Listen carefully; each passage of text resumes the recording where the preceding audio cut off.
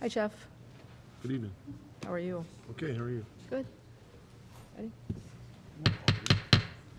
Let's go ahead and call the meeting to order, please. Administration Operations Committee meeting Monday, October 22nd, 2018, 7 p.m. Heidrich. Aye. Holtmeyer. Aye. Woheski. Aye. Patke. Here. Pettit. Here. Skornia. Here. Sullentrup. Here. Waterman. Here. Please rise for the Pledge of Allegiance. I pledge allegiance to the flag of the United States of America and to the republic for which it stands, one nation, under God, indivisible, with liberty and justice for all. Will the committee members answer if they have or have not read the minutes of the meeting dated August 27, 2018? Heidrich. Nay, mine wouldn't come up on my. Holtmeyer. Aye. Moheski. Aye. Patke. Yes. Pettit. Yes. Skornia. Sullentrup. Waterman. Yes. Having read the minutes, are there any comments or questions? Make a motion. Second. Okay, we have a motion by Holtmeyer, seconded by Sullentrup, to approve the minutes from our last meeting dated August 27, 2018. All those in favor signify by saying aye. Aye. Opposed? By your vote, you approve the minutes. Thank you. Presentations, Franklin County Task Force Homeless Issue. Okay, this evening we have some members of the Franklin County Task Force here, and they are going to address the council and kind of let us know what they've been doing, I guess. Give us a little background on your organization and what your role is and what you've been doing. So if you'll just introduce yourself and then proceed, and make sure the microphone is. I think it's working. All right, I'm Lindsay You can Jasper. pull it down closer to you. There you go. Is that better? Mhm. I'm Lindsay Jasper. I'm a social worker with the School District of Washington, and then I'm also have been the facilitator for the Franklin County Homeless Task Force. I'm Amber Honeywell. I'm a case manager at Grace's Place Crisis Nursery, and I'm doing some case management for the Homeless Task Force now. I'm Karen Dawson, president of the Harvest Table, and I work primarily with adult homeless. I'm Jason Grellner. I work for Mercy Hospital, and I also am the executive director and founder of Foundations for Franklin County, working with Task Force. And I am Phil McKernan with the Missouri Board of Probation and Parole, and I am the Region 1 Missouri of State for Continuum of Care for the actual Homeless Task Force for the state of Missouri for Franklin County. Okay. I'm Chief Ed Menifee, Washington Police Department, and member of the Homeless Task Force. Okay, thank you. Okay. Leah? Thank you Lindsay? for having us. I appreciate it. We wanted to start out just by telling you a little bit about how the task force began, why we started, and it basically began because I was seeing students walk out of our high school building without a place to go in the evening time. Teenagers, not adults, and so then we had a series of events happen in our community, and we just kind of decided we need to all come together and talk about, is this an actual issue in our community? We needed to see what resources we had, because it was kind of a new issue for me in my position. And so we wanted to see what resources do we have? What barriers do we have? Do we have all the resources we need, or are we lacking things? And so that's a little bit about why we came together. And then we started having monthly meetings together to kind of discuss all of that. Grace's Place, this is Amber, so she's the case manager there, like she said. They also began to see that most of their 30-day placements, and you correct me if I'm wrong, are families, so a kid can stay there or children can stay there for up to 30 days. And what they see is most of those families are homeless or about to become homeless. And so that's why they're using Grace's Place for that reason. Some of the goals of the task force, and if you have questions, feel free. I just have one. So how long ago was that when you started? We started about 2016. Okay, that's fine. Okay. Some of our goals were to increase the communication between all of the resource providers. We realized maybe we weren't all communicating. We may have been duplicating services, and and we wanted to make sure that we weren't doing that. We also just, again, to identify what resources we had and what barriers, and we found that we did have several resources, that we were actually duplicating some of the resources, and then we realized we had several barriers that us as a group of, we all are working or retired and then volunteering on the task force. One thing that we realized we lack is housing, and that really has not gone away as a barrier for us since we began. We talk with, so Jefferson Franklin Community Action is also on, they have a representative on the task force, and what they told me is they do have funding available, so for HUD housing for our area, but what we lack is literally the housing opportunities. We don't have places that that even exist or that meet the criteria for HUD housing. We also have transportation issues. When you're working with someone that's homeless, it's hard to contact them. They don't have an address, they don't have a phone number. It's hard to track them down, but it's also hard to get them to where they need to go, even if they are interested. Then we also just have some other barriers, if you all want to dive in. One of the first ones we realized right away, after we got people jobs, we coached them on how to get an interview. Go to the microphone. And yet, they didn't know how to budget. They might not have the education on what to keep and what to do with. And the biggest barrier was most of them didn't have an identification. They'd lost their driver's license, they didn't have birth certificates. And because you have no address, no one will cash your check. So even though we found jobs, what do they do next? And so it became a real learning process for all of us to figure out how do we help them achieve those essentials before they can become regular citizens of the community. And those barriers are still there. It's very difficult. Okay. And to show you how it works, in the last 15 months, we have housed 14 individuals. They're in apartments, they're working full-time, they're here in the city, they're low-income apartments, they don't have to pay too much. About all these people can afford to pay would be $400 or $500 a month, because they have to have the rent and the deposit. We demand that they have that saved. Our first one we had was a wonderful couple. They were living in a dumpster at the riverfront. I met her when she came to Harvest Table. She was crying. She was going on to 50 years old. And I went and sat with her and said, "Tell me what's wrong." And she said, "I have a job interview Monday, but I have no place to take a shower." We forget that those kind of human things are necessary. And I said, "We'll find you a place to take a shower." All she had what was in her backpack. Her story was one of just a few bad choices, and life took a hold of the two of them. She got a job. She went that Monday. They hired her on the spot. And she walked every day from the riverfront out toward Walmart. And her partner walked every day from the riverfront out toward the industrial park for their jobs through a very hot summer. They had to keep their money in their shoes because they had no place and could not get a bank account. But we finally got them into that apartment. They had nothing except those backpacks. I put out an email to my friends, probably some of you in here who don't like me anymore. We needed everything: a bed, dishes, a table, sheets, towels. And she told me 2 days later, "It's the first time in 5 years I've slept on sheets." She had not seen her daughter in those same 5 years, and she and her daughter are back in contact, and she has a grandchild now. They've been in that apartment now for 16 months, have never missed rent. They're paying taxes.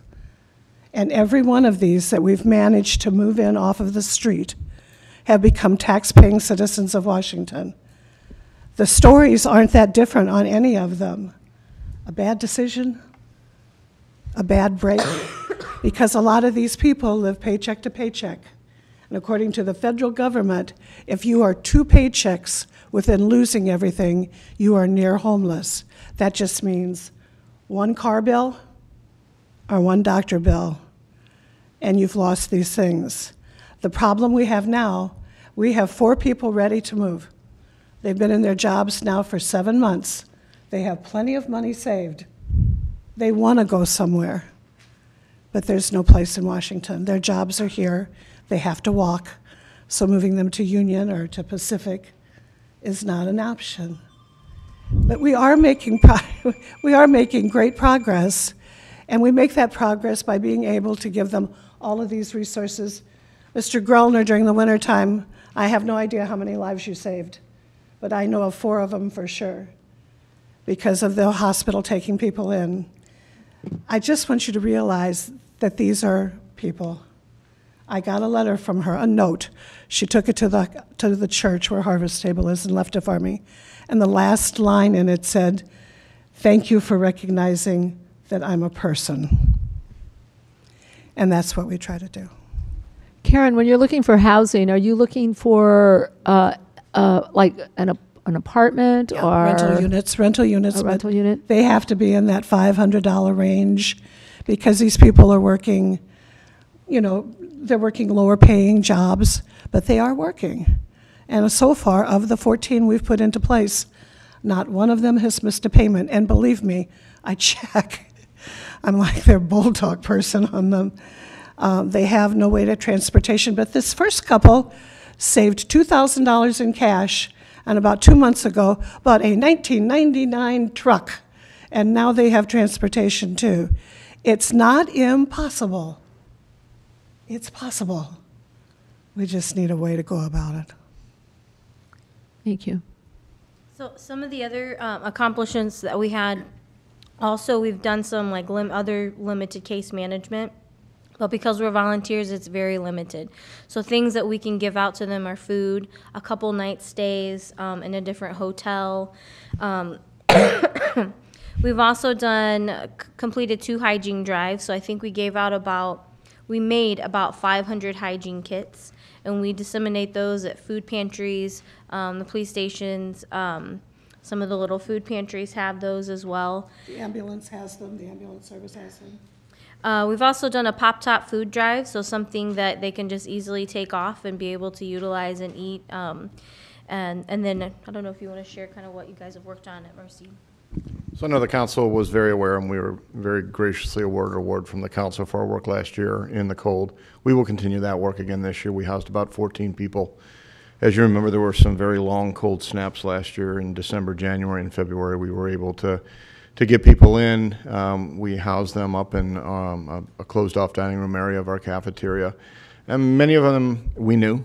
They were from right here in Washington, and several weren't. I want you to understand that there are people who come through Washington either with work or visiting or because of the train, who end up here because their vehicle broke down. 2 of the individuals that we housed last year didn't have any place to stay or any money with them. They were working to get vehicles fixed. One was with us for 2 days, one for 3. We were able to get one on a train and move them on to family members in Kansas City. We did have a couple also that we were able to get into apartment. Mercy coworkers came together, raised enough money for the first and last month's rent and a security deposit, and then through donations of Mercy coworkers housed all of the furnishings in the apartment for the individuals, and they're both working in the community here in Washington. There are those, you know me from my past life, whose decisions we may not agree with, we may not understand. They may have disease states that we don't understand. We just say, stop doing that and your life will be better. They can't make those decisions on their own. At this point, the disease has taken hold of them, and it's very hard for someone who's never had that disease to understand that. And so Mercy annually gives away between $8 and $10 million in health care at Four Rivers clinics here in Washington, Missouri. $8 to $10 million a year in free health care through generally our McCauley Clinic, but also through our emergency department. And we recognize that for many people, their only form of health care is through our emergency department. And so we work with them daily and weekly and monthly to make sure that they have primary health care through our McCauley Clinic. Foundations for Franklin County has taken the lead in putting together a computer-based software database that will link all of the providers in Franklin County so that those providers can see who's in the database and what needs they have, whether it be food, whether it be transportation, whether it be health, whether it be housing. And there is no duplication of services because each of the providers will be able to see that person, see what that person is receiving, see what that person is not receiving. and see what they have to offer to help that person out, bringing the community together as a whole. Franklin County and Washington are resource rich. It's just getting the people connected, because we have such a transportation issue in Franklin County, to those services. And we believe putting these kiosks, which will start at Mercy and the ED, at the library hopefully, and throughout Franklin County, will help these people to find those resources, and those resource providers to find them and help them on their way.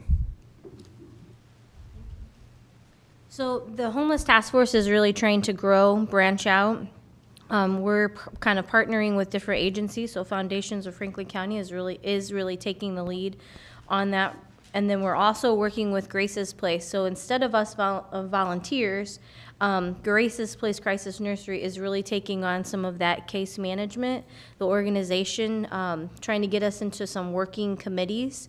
And then they're also the place and the hub to call for resources. So there's not actually money attached to this. They're just trying to take it on as part of the community to then be able to give resources out. So we're still in a very big growing phase. And one of the bigger things is how to grow our infrastructure, and so we can have an agency and so we can have funding. We have to have several things in place before we can be able to take some of those things on. And then is there anything else that you guys want to talk about as far as? Yes, there is financial means out there through HUD. As Lindsay said, that we have to apply for certain things, and we with foundations are doing that. One of the main issues is once we get the money, landlords and other individuals in the community have to step forward and support it. It doesn't matter if we have, if we have $500,000 over here, if no one's willing to rent from these people with that money, then that money is useless to us as a community. And that is one of the major issues is there's HUD money out there right now that landlords are afraid to rent our people. And as Karen said, it's, sometimes you look at them and like, oh, I don't want them in my household. I don't want them in my apartment. And the money's there to where it's similar to an insurance plan for when a company hires somebody that may have a criminal background, and it's called bonding. And that's what HUD does. HUD produces the money, sacrifices the money in advance for someone to allow a person to be a tenant in their facility, and that money is at a lower cost. And I think that's one of the main things that we will need from you leaders in a community is somebody has to speak up and say it's a good ideal, because the homeless problem's not gonna go away. It's not. It's just gonna get bigger and bigger as time moves on. Thank you. Okay, thank you. So we hope to have the database up and running before the end of the year. And again, that database will help to solidify all of the community resources across Franklin County, from New Haven to Pacific, from Washington to Sullivan. And again, through that and through the work that Foundations continues to do, we hope to be able to participate in all of the different programs and hoops that you have to jump through for federal government money to bring that money home. Understanding that, again, as was stated earlier, that living is just part of the issue, right? Some of these people may never have learned to parent because they weren't parented. They may never have learned to balance a checkbook, go shopping because they just go to fast food for 3 meals a day. Healthcare is going to the ED. It doesn't mean having a primary care physician or going to regular screenings. They may have left school early. They may not have a GED, so getting them caught up. We used to say in drug court that we not only help people through their chemical addiction, but we also help to raise them from the age of their first addiction, because their intellect was stunted. And so some of these individuals need help in educational formats and maybe learning how to read and do mathematics, and help in cleanliness. We found out after housing people for a few days that they hadn't showered in a while, and it was quite apparent to many of our coworkers.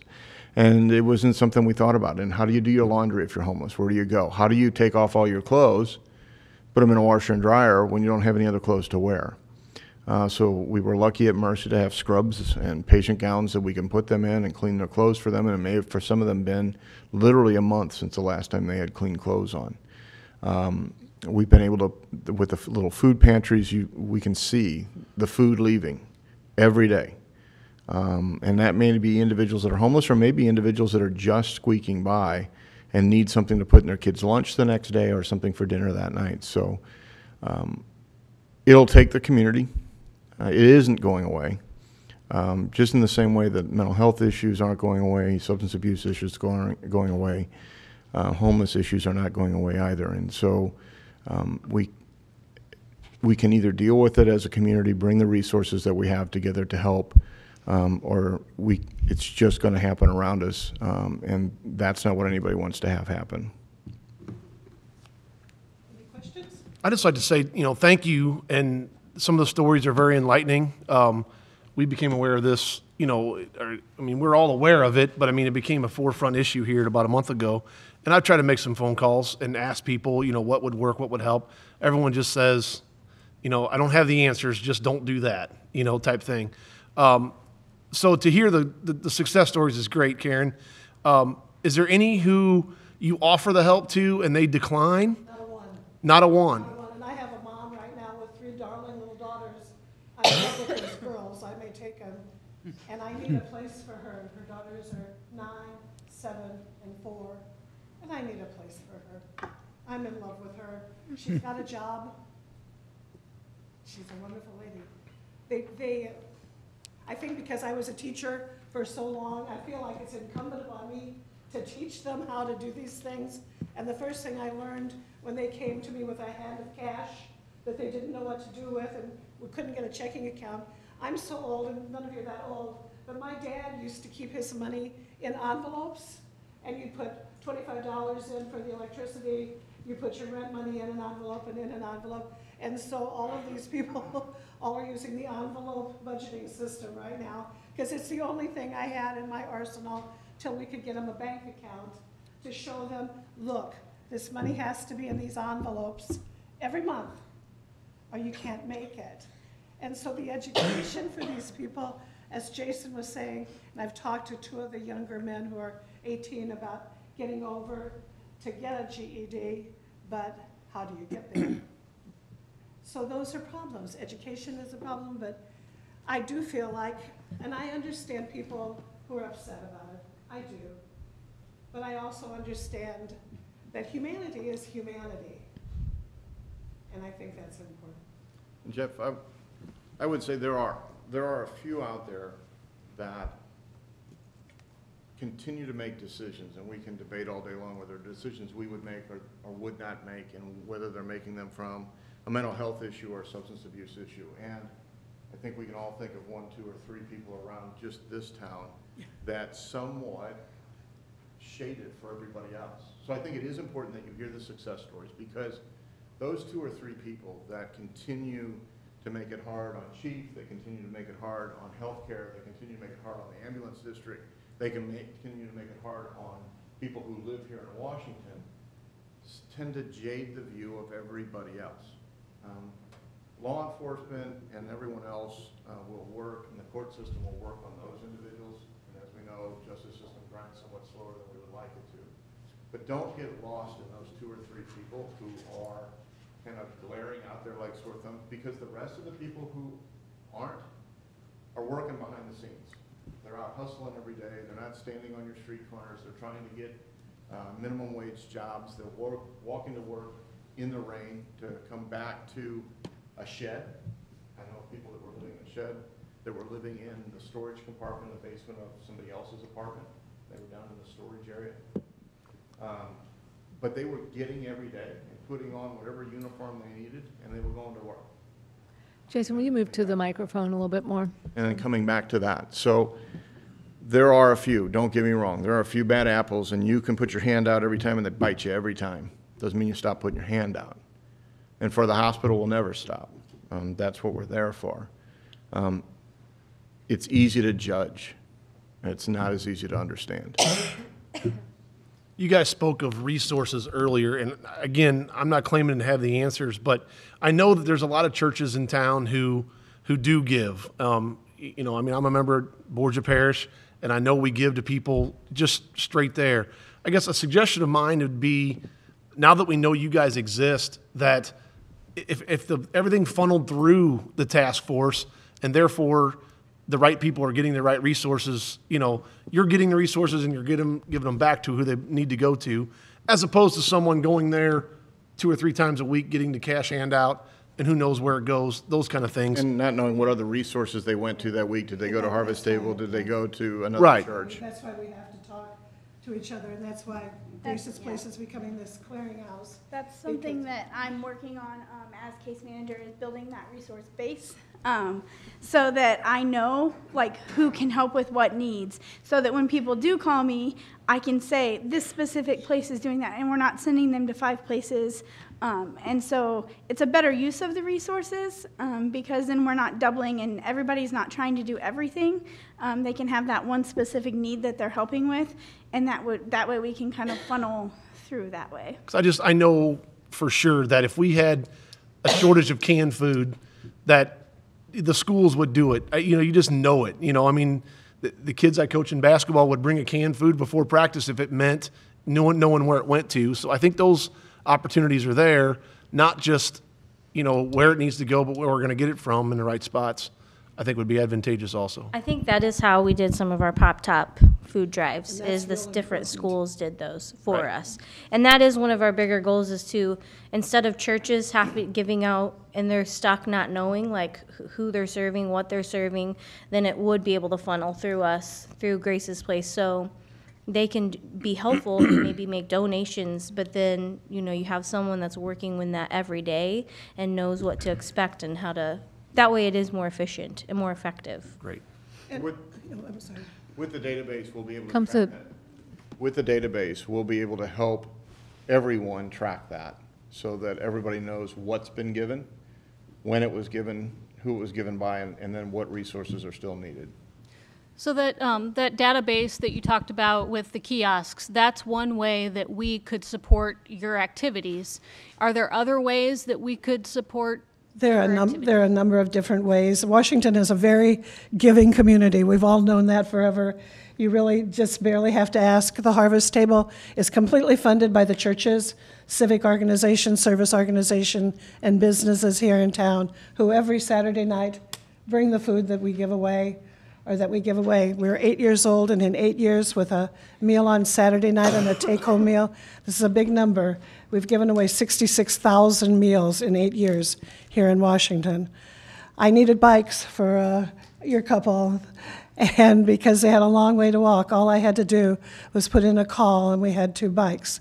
But things like that happen where we need help all the time. None of us are paid. Well, you might be paid. No, I'm not paid. Okay, I'm the only one who's not paid. Nothing wrong with this. And money's necessary. Last year in the winter, we needed coats. I talked to Warner's Warm-Ups. We gave away 127 coats in one night. So there's always those things where we do need your help.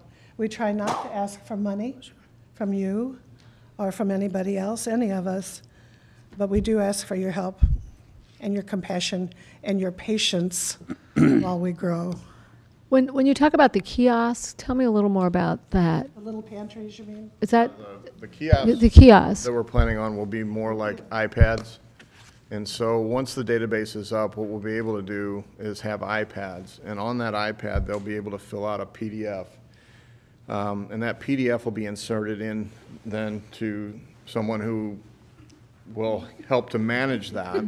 But that PDF will outline their needs. Do they need health care? Do they have children? Are they in touch with Division of Family Services, youth services? Do they have jobs? What is their educational background? So what would they qualify for? Are they currently homeless? Are they on the edge of becoming homeless? Are they not able to make the rent and they're 2 months behind, 3 months behind? Where are they at? Do they have a vehicle? All of that will be uploaded. Yeah, we're a little long. But after that's in there, then a case manager will be able to move that PDF to the resources throughout the community. Again, not just Washington, but the entire Franklin County area. And then those resource providers can then contact those individuals and say, okay, we can help you with this. we can help you with this. We can get your kids into Macaulay Clinic and we can get them physicals and shots so they can go to school because they'll be up on all of their shots and their shot records will be up to date. And we can help you find a job. We'll help you build a resume. We're resume builders at this church, and we'll help you build a resume, and we'll help you get to the harvest table. And we're talking about ride sharing and how we can get ride sharing going. So all of those things will be right there in that kiosk. So once they fill out that information, if they want to download information immediately, they can go to each of the resource providers that'll be hooked into that database. Jason, I appreciate all of you people that showed up here tonight. I didn't know what Franklin County Task Force was, but now I know. And with your success stories that you told is great, but I want to tell you a couple bad apple stories. And maybe you guys can tell us if these people, besides me, have the same problem I have with business owners in Washington coming up to me and saying they had a bad apple come into their restaurant later on in the restaurant, sat in the bathroom for 30 minutes, couldn't get him out of the bathroom, finally gave him a cup of coffee, took the cup of coffee, sat on the patio, and he took the patio chair and sat by the entrance door and begging for money, took the money, went across the street, bought some alcohol, sat there and drank the alcohol right in front of all the people. That's one story. Then today I got another story from a lady who said that she's thinking about resigning from her job if this problem with the homeless can't be taken care of because she's having problems with them coming in their business also. Can you tell me what we could tell the business owners of Washington and what we can do? If it's a business, it's private property. So if they have an individual that's doing things like that, they can tell them they want them to leave. And we've escorted people out of a couple businesses in town who've been sleeping in there or collecting money or whatever, and we've escorted them out of the library for doing that, for hanging around in the library and not obeying the rules. So if they have an issue, they just need to call us, and we can contact this person and speak with them. We can have them move on if that's what they want. We're developing a program now in the police department where I'm pairing officers with homeless people we have in town. So they're their contact. It's like a liaison almost. Their job is to go out and regularly see them and visit them and see what their needs are, see how we can help them, and build up that rapport so we can tell them, don't be doing this or don't be doing that, and hopefully avoid those situations. Now, I always have people that, because of their diseases, which is alcoholism or drug abuse, will do things like that. Where are we telling them to call? 390-1050? 1050, and it's Franklin County Housing. Do you guys have a number that they can call? 390-1050 would be the office, that's communications office. If it's a major issue, then they dial 911. But if you know somebody that wants help with housing or whatever, do we have some type of number that we can call or give the people to call to get a hold of you people? Yes. Yeah. Go ahead. Most of the time they contact us, so we're the first contact. And then we look for resources for the individual. I've talked with some clergy about reinstating a ministerial alliance. When I first came to work in Washington, there was a ministerial alliance. All the churches were together. They provided for different people. If someone broke down coming into town with a family and they didn't have the money, a church would come up with the money to get the repair and the gas and whatever, or a night stay, and get them on their way. So we're looking at, and that spread the cost around because it would rotate what church was on what weekend. So we're looking at trying to reinstate something like that and making that as a resource available. And so the ultimate goal is to help them. And yes, there are some that bother businesses, that show up in lines at wedding parties to eat the food on the table. But they just need to call us. Some people won't call because they feel these people have enough of a problem and they feel for them, but they want them to move along. They don't want them there. But we need to educate the people who have businesses too. Yes. To help take care of the problem. Yes, and they can call us. And there are some that feel enough for them that they give them a place to stay temporarily, outside or a pavilion or whatever, and let them stay there just so they have some kind of shelter. Like you're saying, Washington is full of people with the right heart and love to help others, and you can see it a lot. I appreciate what you guys do. I think the toughest part is it's not just one problem. Most of the individuals who are homeless have more than one problem, whether it be education or substance abuse, mental health. They were abused, they were neglected, there's a whole host of items. And so the great thing about the task force is bringing all those resources to bear in the community, help the whole person. Because if you give a person with substance abuse issues a house, but you don't give them a way to fix their disease state and you don't teach them how to balance their budget, they'll be out of there in a month. If you continue to feed somebody without helping them figure out how to get a job to feed themselves, then they don't have a way to sustain themselves, and they don't have a way to continue, and they don't have a way to feel self-worth. So the great thing about the task force and the things that we're trying to do to bring all the service providers together is we treat the whole person. And by treating the whole person, you can get the success stories that we have. But that takes the community as a whole. And there are bad apples. They're going to continue to make bad choices. Law enforcement will continue to get involved. I can tell you that many of them end up, and I can tell you that in working in healthcare, I did not know how bad the mental health crisis was, not just across the United States, not just in Missouri, but across our own county. And knowing each day how hard it is to find appropriate health care for individuals in mental health crisis is incredible. If you have children that are going to school, tell them to go to school to become psychiatrists, because we could use all of them we can get, and they can make a whole lot of money at it. So, but we truly are. There are areas where we're resource poor, and that we have to get help. Mercy stood up its IOP again. They've also got a substance abuse counselor up and going now again. So we saw those needs in the community, and we're moving towards those needs as fast as we possibly can. But again, the coalition of bringing everybody together treats the whole person. There will be those that won't take that. There are consequences for that. Jason, I have one last question. I've heard of the foundations for a number of years, just in different organizations. How are you all funded? Fundraisers, money out of our pockets. We were funded in part by federal forfeiture funds from the task force when I ran the task force. However, the federal government, in its ultimate wisdom, has decided that federal forfeiture dollars can no longer go to 501c3 corporations anymore, because the federal government wasn't able to track where the money was going. And rather than come in and actually do the tracking, they just decided to stop the program. So the task force doesn't actually get federal forfeiture dollars anymore. It's going back to the parent company, parent cities and counties, which is going to make it harder on the actual task force to even survive. So with the loss of that, we do the Rivertown Run every May. We do the Taste of Franklin County. Those are our two biggest money makers.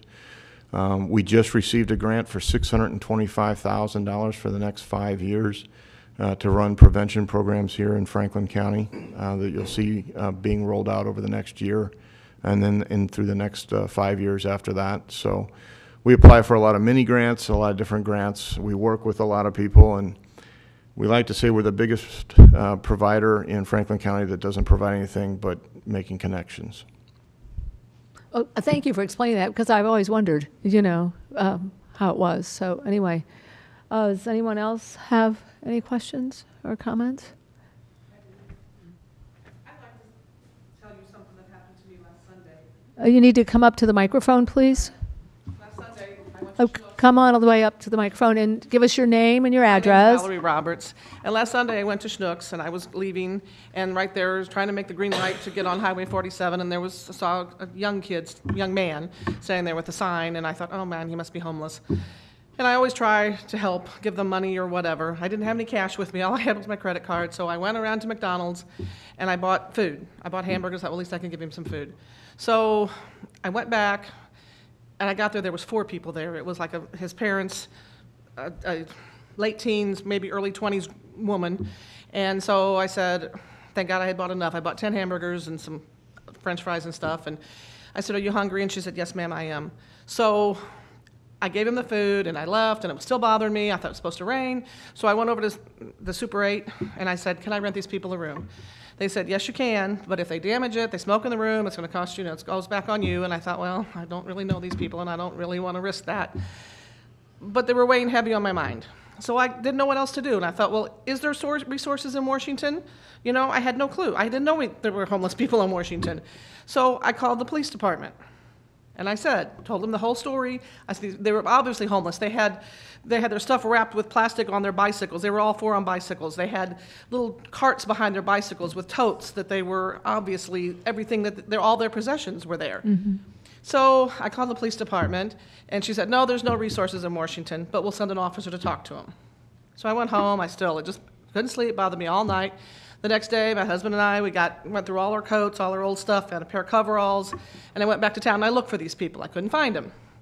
And I had posted it on Facebook that we needed some help for these people in Washington. And then someone said that they had saw them going towards Union. So I went to Union, I found them, and I pulled up to them with my coats and my thing, and the young man came up and I said, do you have any warm clothes? And he said, no, I don't. This is all I have on, and the girl was in shorts, you know, a sweatshirt and a pair of thin pants. So I gave them the clothes that we had for them, and they were so appreciative. And then still bothered me, I went to Frykes and bought them food, you know, a bag of apples and just stuff that they could, you know, they were told, I was told the police officer told them to leave on Sunday. Now, whether that's true or not, I do not know. My thing is, we need to be able to get in touch with these people. I called the police department for help for these people, and I was told there's no resources in Washington. So there needs to be better communication, you know, because for these people. Okay. You know, I mean, that was my thing. I called the police department, and I was told, well, no, we don't have any resources in Washington. I had no idea that this task force even existed. So how would we find you if we were looking for the task force? So you can, So how would we find you? you can call Grace's place, and I can give you all that number, and we're working on getting that I number think out. that my thing is better communication, you know, I mean, I really did. And these people, they were homeless. They you know, I don't think they were alcoholics. It was a family that was homeless. Well, thank you for your generosity and your tenacious. Yeah, well, I know. And I'm just thinking, there's enough people in Washington, there's no reason for these people to be hungry. You know, I mean, regardless of what their other situation is, there's no reason in this community for these people to be hungry. There's enough people. I'll bring a lunch, you know, every Wednesday I'll take lunch to wherever, you know. I mean, there's no reason for these people to be hungry. And then someone contacted me, they were working with 3 homeless people, and I went and bought a sleeping bag and gave it to her to give to one of them. You know, just simple stuff like sleeping bags and stuff. I mean, it's simple, easy stuff. Go to the resale store and buy a $6 sleeping bag. So anyway, I just want to let you know Well, thank you. that we need communication there, because I tried to get them some help and. All right, well, thank you for bringing that. Thank you for your generosity. We meet, do you want to tell what the meetings are?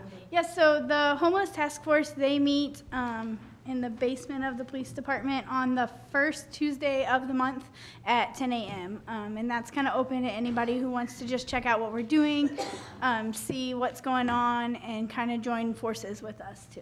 I also invite any of you to come any Saturday night to the harvest table. Some of you have been there, but come and watch what goes on and see what you will see there and how people are handled with dignity and what we're doing. Just for everybody's information, probably 2, maybe 3 weeks, foundations will actually have an intranet website.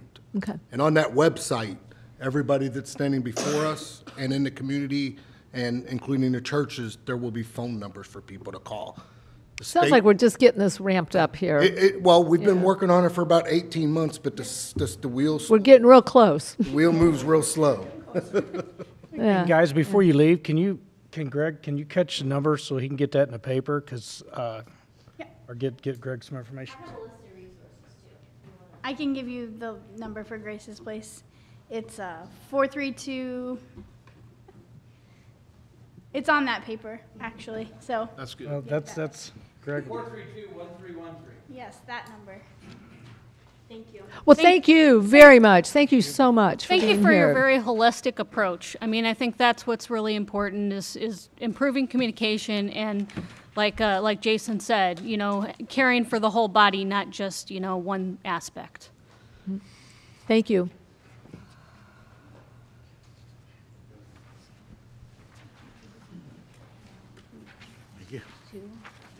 I'm Mike Edler. I'm a resident of Ward 2. I went to my first task force meeting, the last one.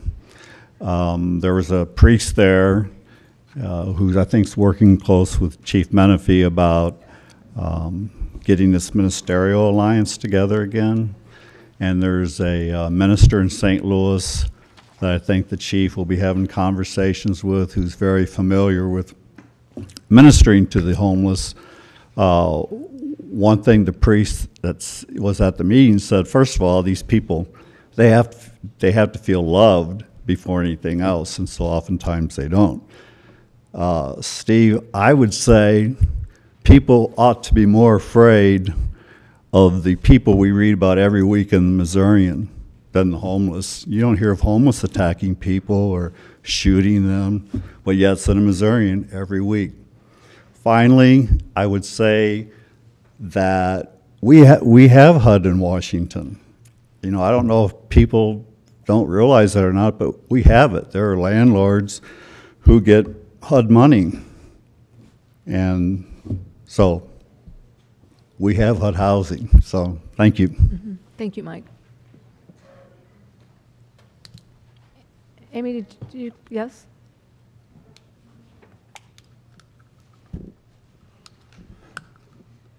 Thank you. You need to pull the microphone down, please. Always down. I'm always shorter than everybody who's talked before me. Amy Appel, pastor at Peace Lutheran Church. While the topic of the task force and the work that they're doing is up, I just wanted to mention the issue of the little free pantries, because I know that that has been something that has been before the council, particularly at the library. And we have a little free pantry on our property at Peace Lutheran, and while our neighbors were anxious about it when we first put it in, we've had no issues there. Most of the people who are taking from the little free pantries, as far as I can tell, both on our property and the others that I've seen around the community, are actually people who are living in homes but are food insecure for whatever reason, where their food stamps are not getting them through to the next round, that sort of thing, or they've had a car break down and they had to put the money towards that. They had to compromise in their budgeting. And I think as far as the one here at the library, it seems in every community that I've ever lived in, the library is a place where homeless people can go and be safe and can be dry and can be warm. So people congregate in libraries because they are a safe, open, public space. And so the pantry was put there because that's where people were coming, not people are coming because that's where the pantry is. And so I just want to encourage the city to keep that where it is, and encourage anybody who has the opportunity and the means to put a few extra things they might have in those pantries, because they get used so much. I can't even tell you how quickly the food that we put in there disappears. Sometimes we put food in there and we go inside to put our, to get our bags and get in the car and go, and it's gone by the time we get outside, because people have that kind of need. And these are people who live in our community, who are walking there from their houses that are in our neighborhood. So I just want to make sure that that's information that you guys have, that experience. Thank you, Amy. Thank you. Mm-hmm.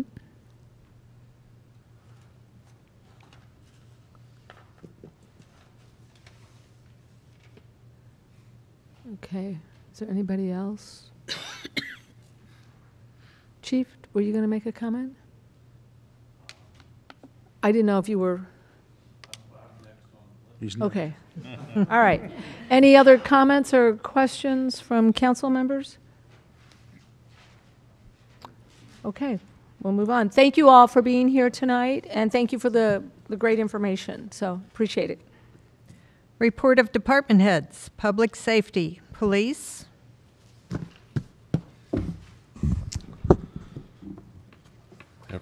Evening, council. I have a contract I'm proposing to get approval for. We always look for ways to more effectively use the funds we have. Training is something that is mandatory in police work.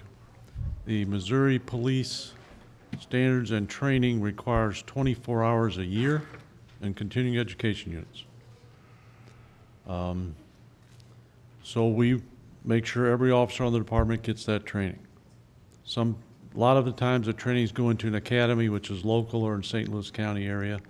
That training is about $75 a day, plus you have expense, wear and tear in the car, gasoline, and they get lunch. If it's a 2-day training, then you have a hotel, an overnight stay or more, if it's more than 2 days.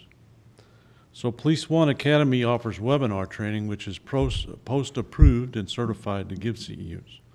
So that's training you can get on a computer here at work at station, take 4 hours of training, and get their CEUs for that 4 hours. It would reduce cost for us. The cost per officer for a year is $72, so that would help us better use our money for our budget. So that's what the contract's about, and that's my request will be to get it approved at the next council meeting. Any questions? What was the amount again? The total amount on the contract is $2,504. The original amount was $2,754, and they gave us a discount, so it's $2,504. And $200 of it was a one-time setup fee, so that'll go away after this year. So this is renewed on an annual basis Annually then, right? renewed, yes. Mhm. Okay. So if we didn't want it next year, we just don't do a contract. Any comments or I think questions? I'll make a motion to go ahead and go with it. Second. Okay, so we'll send it to council then next week. So we have a motion by Sullentrup, seconded by Heidrich, to send this on to council. All those in favor signify by saying aye. Aye. Opposed? By your vote, you sent it on, so thank you. Some other items for you. We've gone through the officer selection process, and we have chosen an officer to present to the mayor for appointment by council. That will be Charles Shear. He's a resident of Union since 2013. He is an Army veteran, served in Iraq. He's been involved in police work through Montgomery County Sheriff's Department, Highland Police Department, City of Wellsville. He is still a reserve deputy at Montgomery County. Currently works for the Montgomery County street maintenance. He really much wants to work in this area because he wanted the commute and family lives in this area. So, and he was a very good candidate through the whole process. So we've chosen him, and once we get the drug screen and psych test out of the way, provided he passes all that, we'll forward a letter requesting his appointment. Is this a replacement? This is the one that we added because of the third school resource officer. SRO? Yes. And then another one of the young gentlemen that we interviewed, just out of the academy, works at Can-Am Steel, or did until he attended the academy for several years. A fine young man, very outgoing. Not as much life experience as Mr. Shear, though. He has asked to be a reserve, and we would really like to look at him and watch him as a reserve officer and see how he does, to consider him for future employment if we have other openings or someone retires or whatever. So I'll be presenting a letter for his appointment for reserve, and his name is Trent Leslie. He lives in Washington, has since 2015. Before that, he lived in Labadie. He's a hometown boy, went to school, the Washington School District, attended S&T in Rolla for a degree in design, and ended up working for Can-Am Steel. But very intelligent, very outgoing. We just want to see how he does with people and maybe it's some tense situations. So, but he'll be reserve, and that's volunteer hours. And he has to go through a training program before he can certify to be out on his own or drive a vehicle or serve as a part-time officer. So that'll also be coming. Okay. And then we've been doing open doors and this past week, so that's where we go to the schools and greet all the children as they come to school. We'll be doing the Early Learning Center next Friday, and we'll be handing out stuffed animals to all the real little ones. provided by PetSmart. And we've also have Red Ribbon Week this week.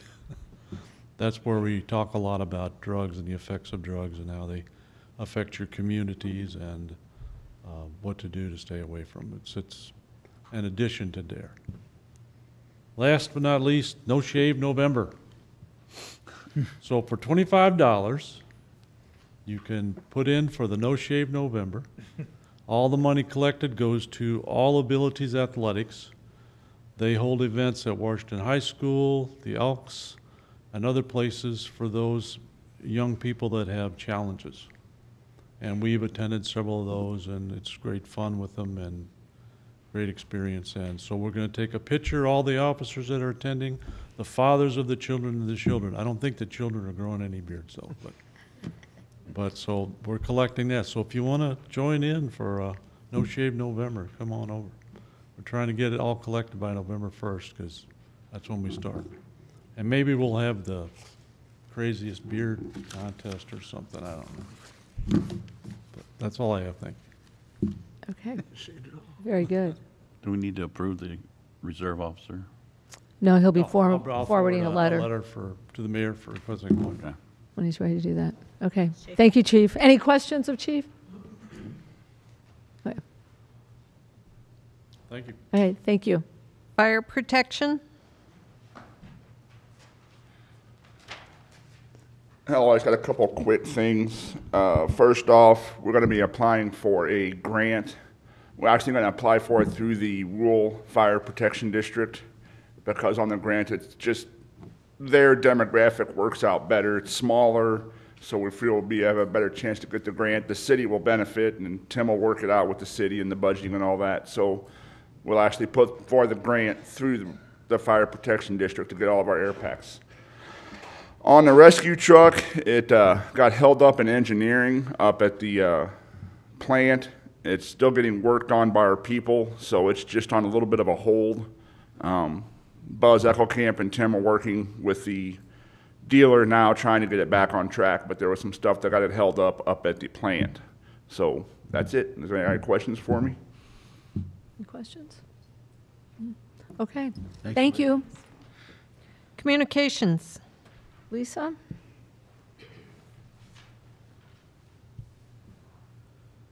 Good evening.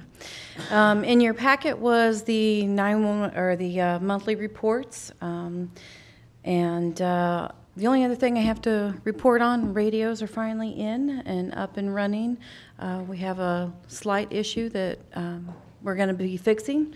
All those phone lines, though, that were AT&T phone lines, they have all now been canceled, and effective, I think it was 2 weeks ago. I think so, 2 weeks ago. And radios are working well. There's been a few little bugs, but we're working through those. Other than that, that's it. If you saw my emails, one of my long-term employees, Gwen Reether, is retiring. She is officially retired, but her little open house is for Thursday from 2 to 4. If you get the chance to stop in, wish her well. Yeah. Lisa, are we all caught up on dispatchers? On dispatchers? No, I just lost one. What? I mean, do you have enough of them now? Gwen will need to be replaced. Okay. Yeah. So I just had one that came out of training. I have one in training right now. And then now with Gwen being gone, I'll have to replace her spot. Is all your consoles working properly, the new ones? Yes. When I say that there's a slight issue, so I'm going to put it in my terms, okay? For some reason on our fire main and our Mayday frequency, it's leaving what they call a squelch tail. So whenever somebody with the fire department keys up, it actually opens up the frequency and causes a lot of noise until it clears. I can't talk on it until I go over to the standby frequency. So there's some extra components that need to be done to make those radios talk to those other radios, and I'm waiting for that solution. Okay. So, All right. other than that, I think we've worked through them. Have we not? I'm looking at you fire people. Okay.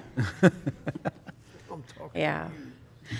Yeah, there was, it's a little bit different getting used to because with the phone lines, of course, they were all analog lines. So now we are transmitting analog, it's being converted to digital, and then it's getting converted back to analog. So that creates a little bit of a delay. So my police officers who wear an earpiece in their ear and they talk on their car radio, when they're talking, it used to be they would hear themselves simultaneously as they were talking on the radio. Now because of that conversion, which is the same thing that most women will do, it's a little delay.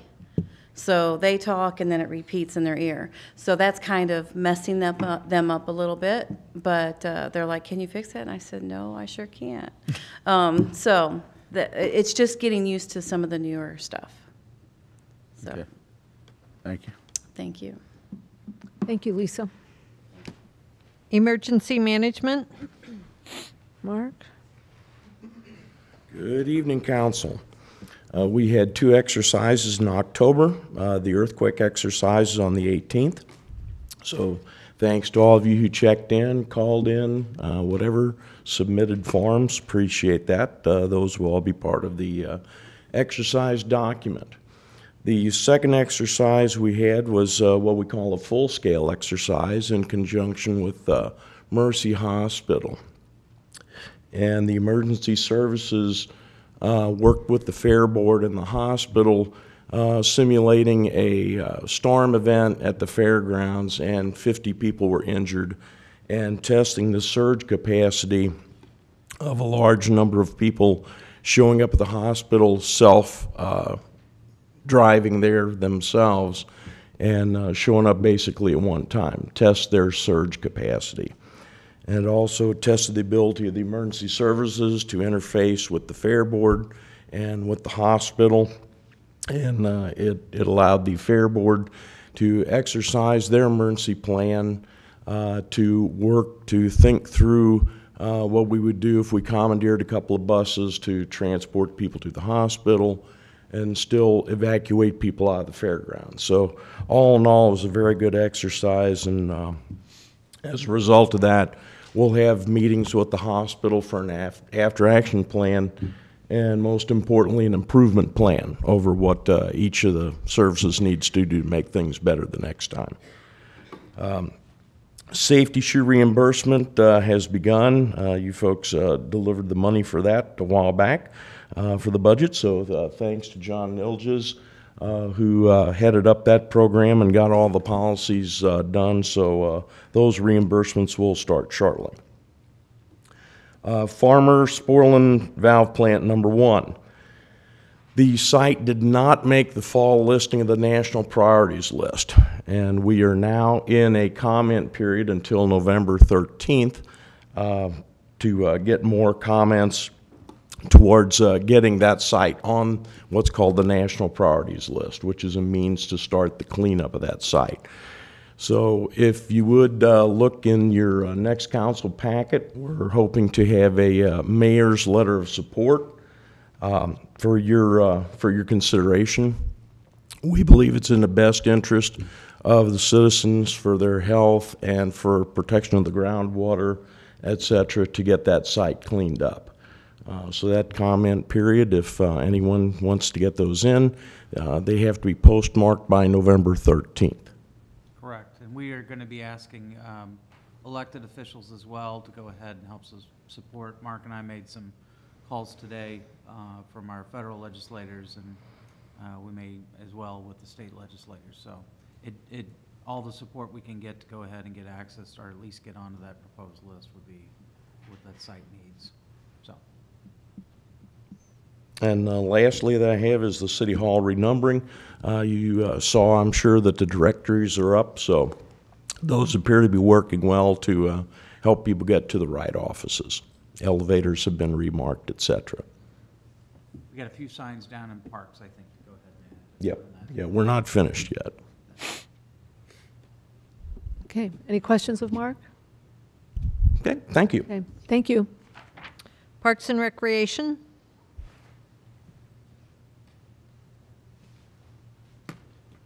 Hi, Chad. We're recommending to add or go back out Last year, we went out for bid for the Midwest pool. Everything, we did it for 1 year with 2 options to renew.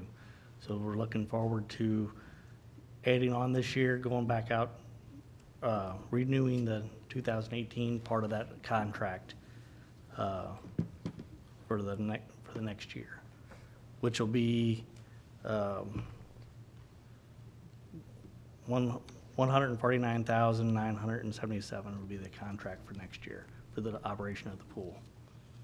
That's the And same we- as last We year. still have one more additional year that we can renew that. There's an increase, there's a slight increase, about 4,000 over last. $4,887. Chad, I know we're to the point now where we have to sign up for this. I know I asked Darren before, but we never got it.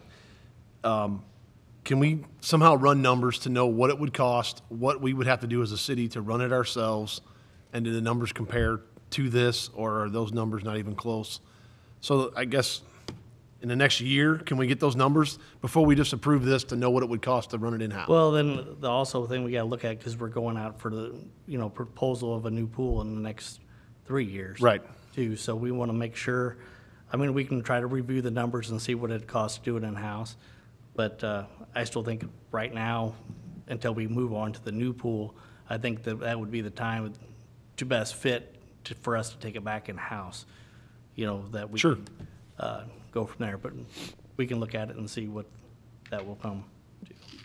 Chad, the proposals that they gave us last year, is that good for another, 2 years beyond this? It's good to 2020. Okay.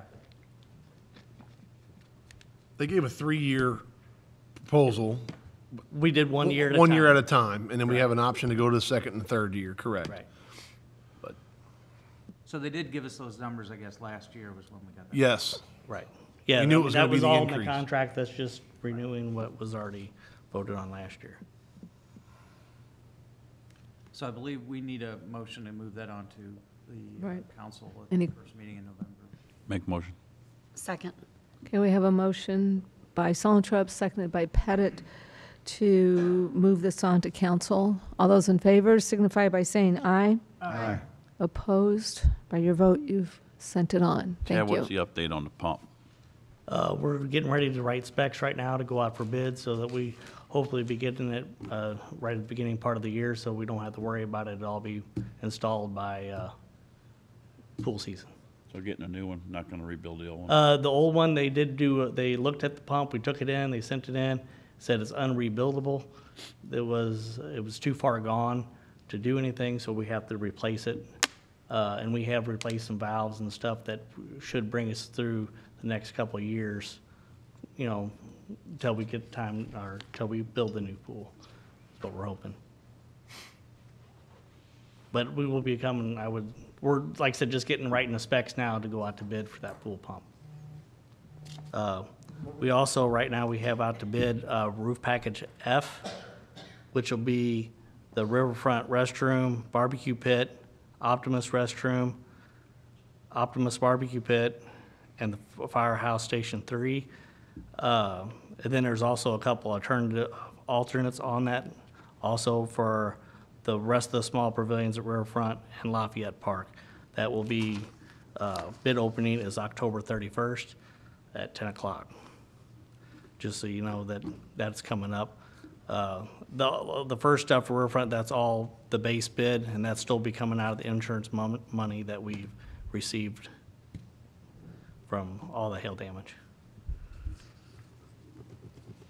And I guess the last thing, Darren was gonna help here with a little Yeah, I bit can with go ahead and cover that. That's the, I passed out a copy of, look for the Councilman Hunsaker Aquatic Supply Feasibility Study Agreement.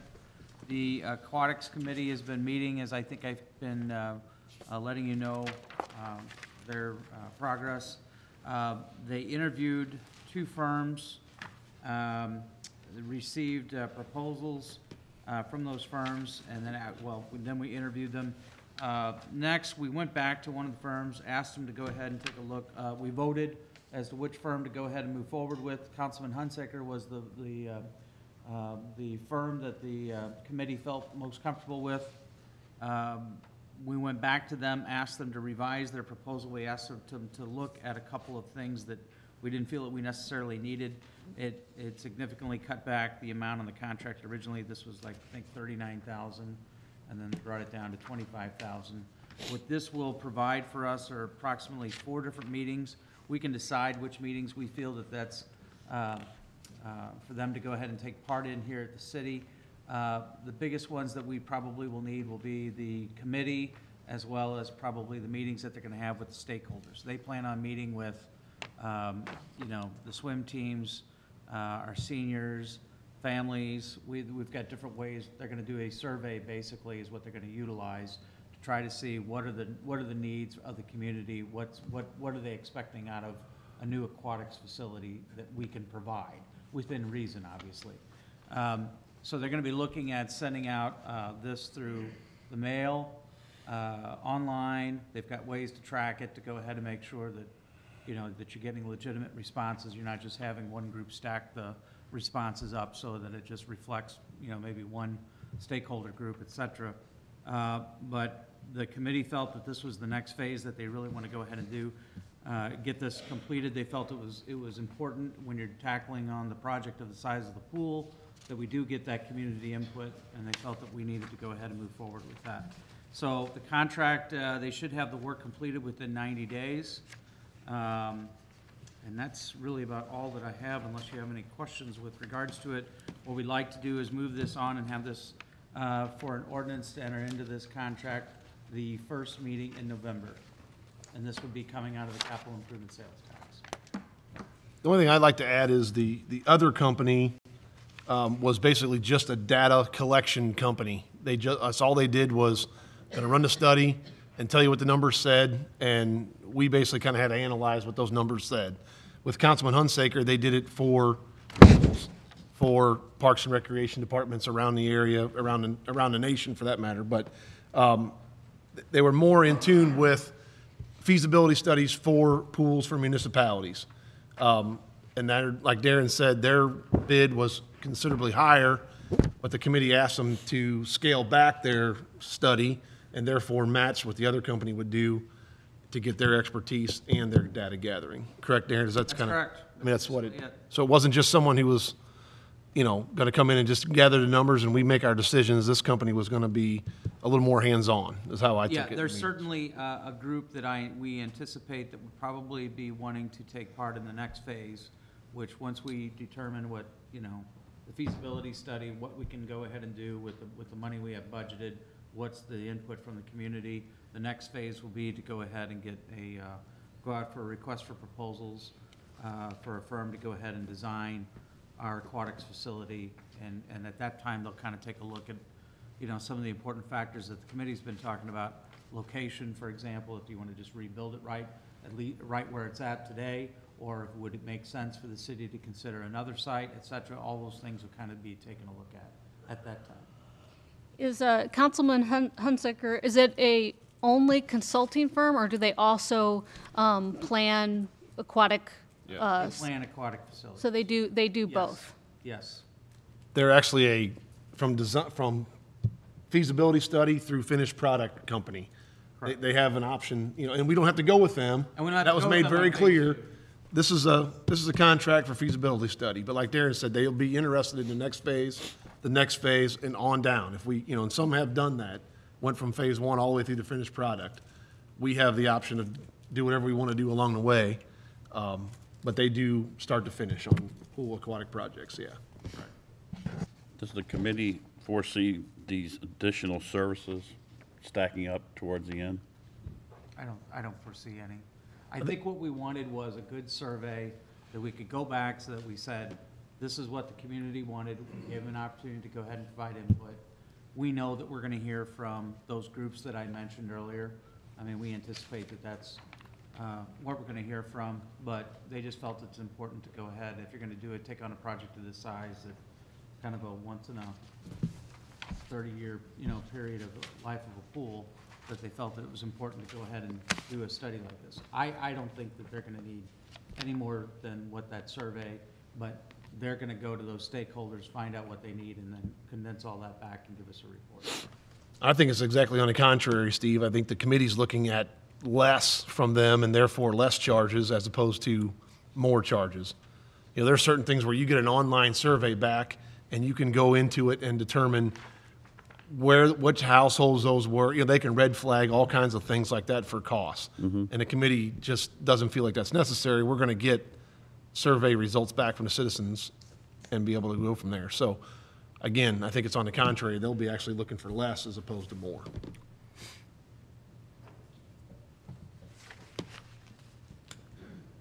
Any other questions or comments? We need a motion to send this on. Yes. Yes. I'll make a motion. Second. I have a motion by Sullentrop, seconded by Patke, to send this on to council. All those in favor signify by saying aye. Aye. Opposed? By your vote, you sent it on. Thank you. Community and Economic Development. Good evening. There are just two items I really want to touch base with you tonight and give you an update on the Bush Creek Greenway and the Locust Street redevelopment. With the contract being accepted for the 902 Locust Street, that contract was, if you remember, was accepted at the last council meeting. We've dropped it off with the sisters. They both have to sign it. It's scheduled to close February 1st. And so we will go out to bid to demolish the home soon thereafter, because we're hoping to get some cheaper bids in the winter when construction companies are slow. And then for that actual residential redevelopment, we are still planning on soliciting requests for proposals. In doing so, what we'll most likely do is transfer that property over to 353, because the 353 Redevelopment Corporation can review proposals as they best benefit the community, rather than when we look at it on the city council side, it's just who's going to pay, who's got the highest bid. Because if you remember, the whole reason with that redevelopment is we're trying to get, there's something specific we're doing with that, with creating starter homes, more affordable housing, whatever phrase we want to use, to kind of put that property, not only put that land back on the tax rolls, but also provide a redevelopment that services our citizens and maybe some of our younger citizens that are moving to Washington. So that'll happen in early 2019. I just want to give you an update on that. And then as part of that, the Bush Creek Greenway will also be moving forward. If you remember, we received that grant for about almost $700,000 from East West Gateway. It goes from Jefferson and 8th all the way to the Eastern Riverfront trailhead, and it will border this property that we just purchased for that portion of that redevelopment. The residential redevelopment will be done well before the trail, given that those East West Gateway grants are typically a 3-year grant. You receive it, you have preliminary engineering, year 2 you have right-of-way acquisition, and then year 3 you have construction. With some of the backup that MoDOT has had in East West Gateway, we actually didn't even receive that grant agreement back for, it was almost 5 months later than what the original schedule had. So construction was scheduled for the end of 2019, the fall of 2019. We're working on revising that schedule. Preliminary engineering plans are still with MoDOT, but now we're looking at construction in the spring of 2020. And just remember, that will actually connect all of our existing trails on and off street to the Katy Trail, to Highway 47. MoDOT is currently overlaying 47, or planning the overlay from 3rd Street all the way to Studerman, and that will improve all of the existing bike paths on Highway 47. So we're working on them, working with MoDOT on revising how that will connect on 8th Street. And we will have another public hearing once we have preliminary engineering plans approved from MoDOT, because we've actually come up with some ideas to move some of the on-street portions back off-street, and I think that will ease a lot of the concerns we heard on MacArthur Street. If we get this approved from MoDOT, the trail will no longer go on MacArthur. It'll actually follow 9th Street all the way to Highway 47, and then follow Highway 47 to 8th. So just kind of want to put that out there. We're still diligently working on that. Andrea Lucan is kind of taking over for engineering on that, getting everything submitted to MoDOT. And then the next step is right-of-way acquisition in 2019. And the only right-of-way really have to acquire is from the school district. So no big hurdles there. We have gotten the letters saying they will donate that property.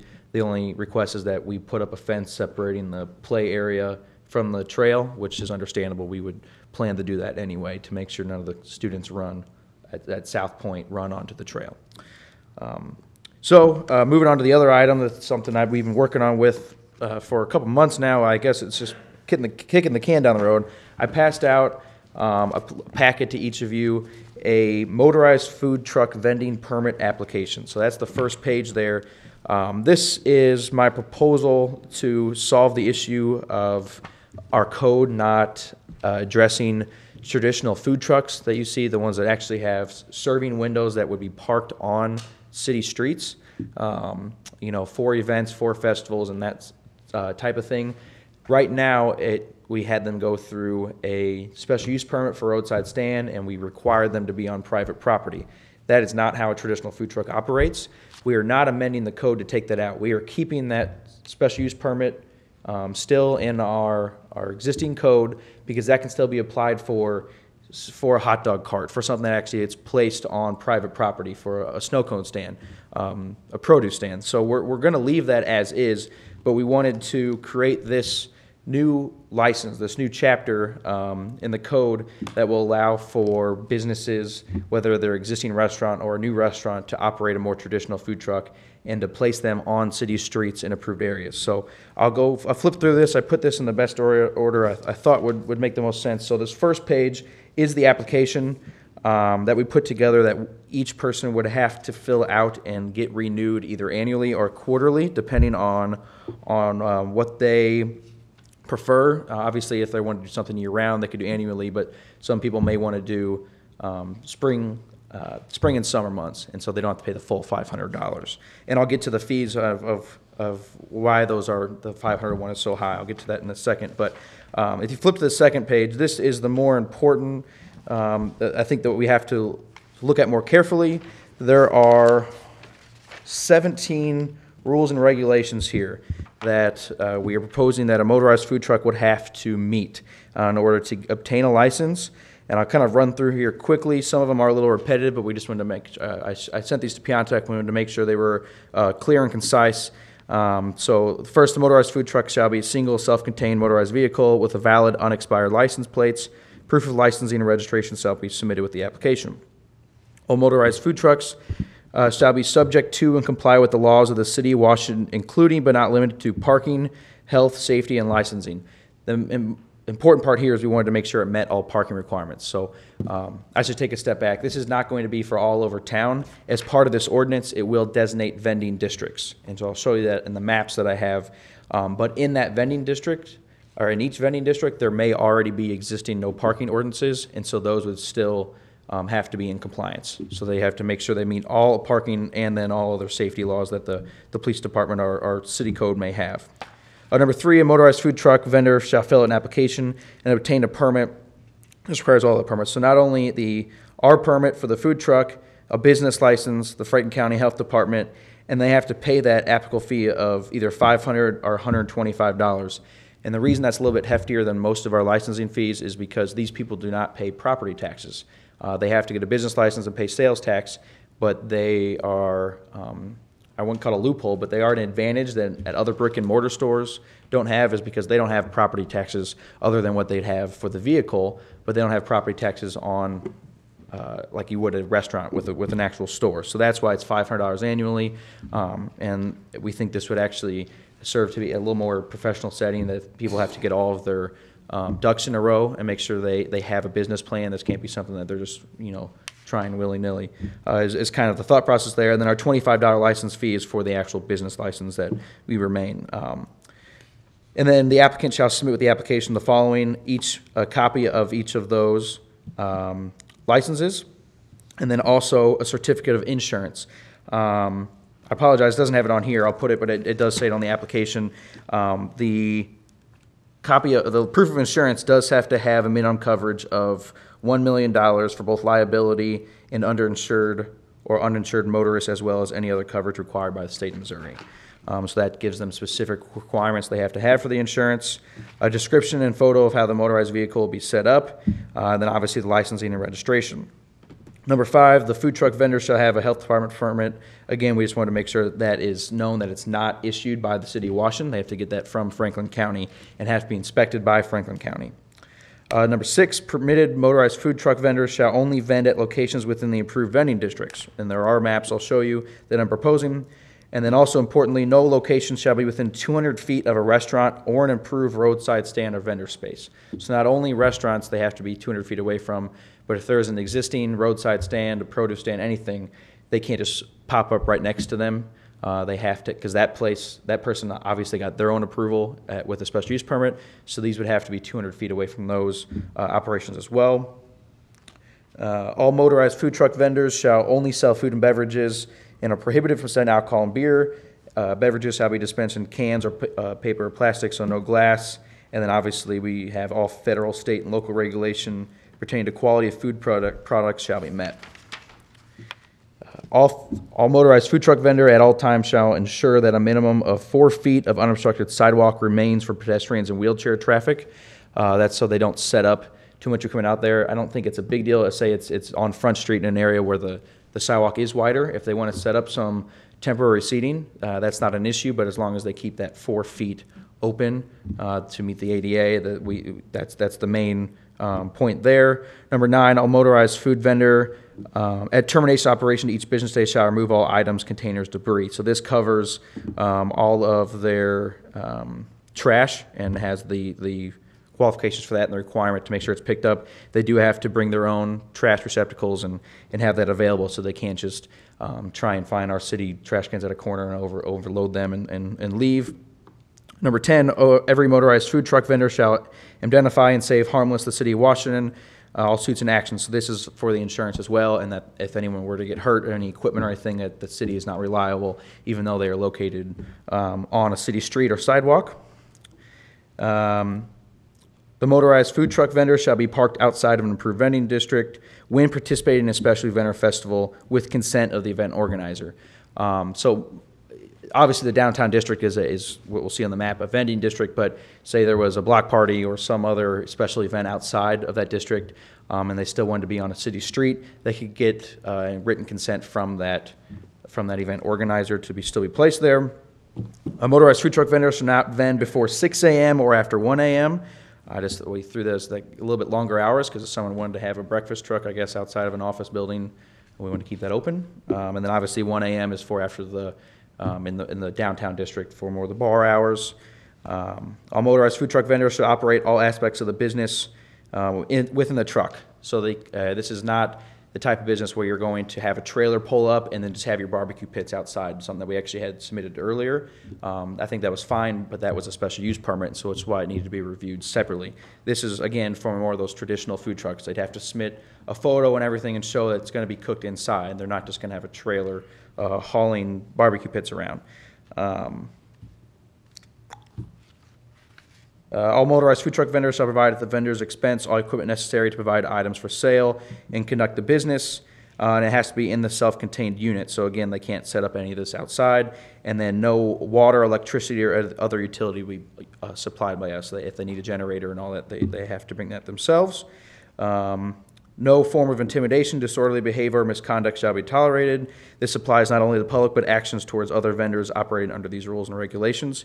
Again, this is one that I pulled from the St. Louis City. This is a lot of these applications. I think that's just to cover if there's any squabble between food truck vendors in that area. It's just kind of cover your bases. 16, a motorized food truck vendor's permit should not be assignable in whole part or part, nor any portion of the food truck to another vendor. So these are not transferable. And then lastly, the city administrator, I'll throw Darren under the bus there, he can be the bad guy, may revoke any motorized food truck vendor's license issued by the street department if the vendor violates any provisions listed above or any license rules and regulations promulgated by the city. So, and that's the reason we have these separated is that we wanted them to sign these outside of the application. And so they're saying, yes, we agree to all these rules. And then the next 2 pages are the 2 districts that I am proposing. The downtown district, and then those green dots do show all the existing bars and restaurants right now. And then we can update that as new ones open. And these will be available with the application as well as online. And then with the fairgrounds, we thought that's just a smart area to include, as well as the main park there with the soccer fields, if there were to be an event up there.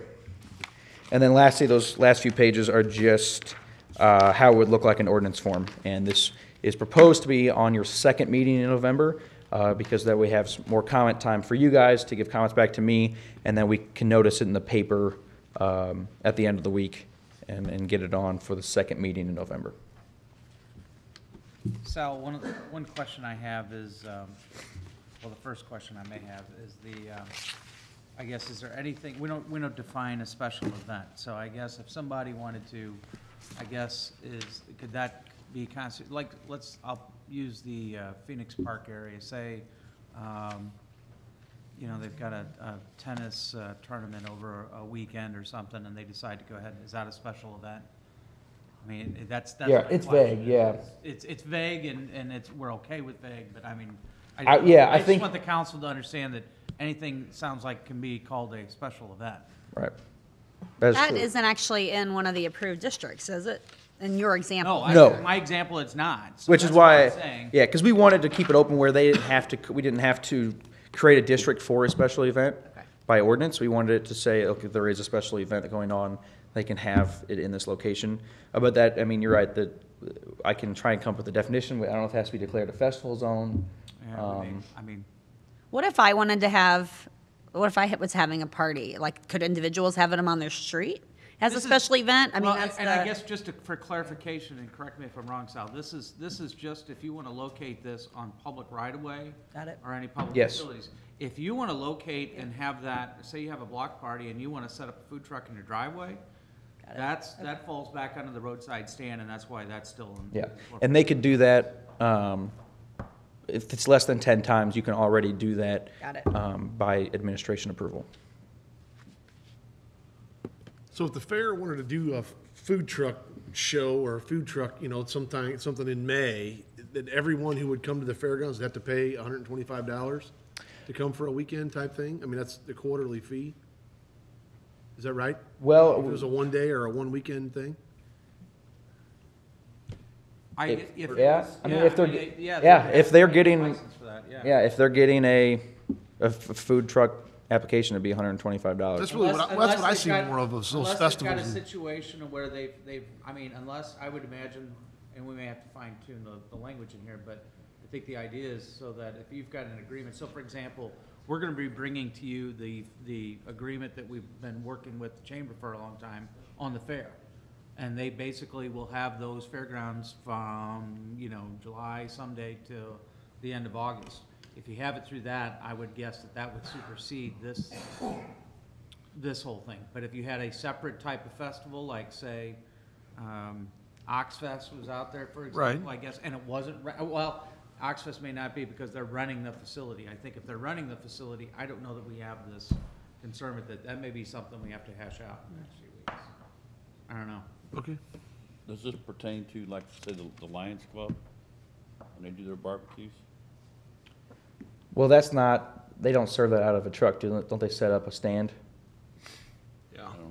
Right, so no, that would be, and they're always at special events already, so that would be, we don't make people get a roadside stand permit if they're at a special event. Like if you're at a downtown event, you don't have to get a roadside stand. Probably pay a booth fee.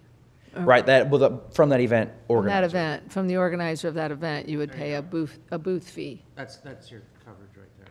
Mm-hmm. Within 200 feet, so I'm just reflecting back on the last food truck we approved. Rick specifically asked, I think, them to be set up by the landing and Otis Campbell. So That's on private property. Well, but my question though is if it wasn't. So that's where we ended up. But I'm thinking about a situation like that. If they were on the street, if they were wanting to park the way this reads, from my understanding, they would have to be at least 200 feet from that venue. And that's a good point. I think we could add, if unless written approval from business owner, because you're right. I mean, if their kitchen is closed from Yeah, if the 10 business owner works out that with them, Okay. that would. I would say unless, yeah, that's a good point. Well, for the the question is about the parking. Well, downtown, you really don't have, I guess the two districts that we're talking about, you have no parking requirements. Downtown zoning ordinance doesn't require the landing. Well, it has to meet all parking ordinances. So if it's no parking, they can't be placed there. So, is that your question? 2-hour Ooh. parking after, oh, we'd have. Yeah, the 2-hour parking that we already don't enforce. There you go.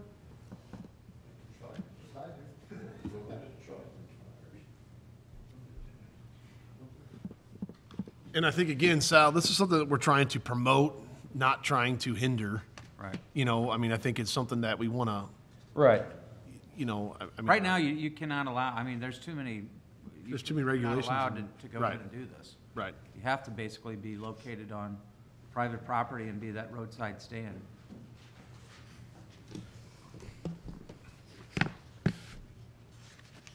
Any other comments or? And then so feel free to look this over, send me comments by email. Again, I'll plan to have an ordinance on your second meeting in November, so we have some time to send it to the paper. We don't have to have the language, we just have to say what it's about, so it can be amended up to that night. So right now, I will make a change for unless approved by a business owner for within the 200 feet, and then I'll talk to Piontek about the parking ordinance if we can exclude the 2-hour parking rule. Thank you for your work. You need a motion to move this on, or are you going to? Yeah, I would appreciate it. I'll make a motion. Second. Okay, we have a motion by Patke, seconded by Scornia to move this on to council. All those in favor signify by saying aye. Aye. Opposed? All right, that's all I have. Thank you. Done. Thank you. Public Services, Engineering, Airport.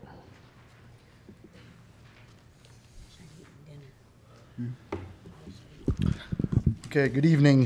Give you a couple updates on some construction projects. Oak Street, if you noticed, Lafayette, a portion of the sidewalk at Lafayette Main Street was part of that project. I know I always kind of refer to this as the Oak Street project, but there were a couple sidewalks that were in need of replacement. Another one was Elm Street, down by the Sporlin valve, I think, I don't know the plant number, but plant one, there you go. The east side of Elm Street was also had replaced sidewalks with new ADA ramps. That was one of our worst sidewalks in town.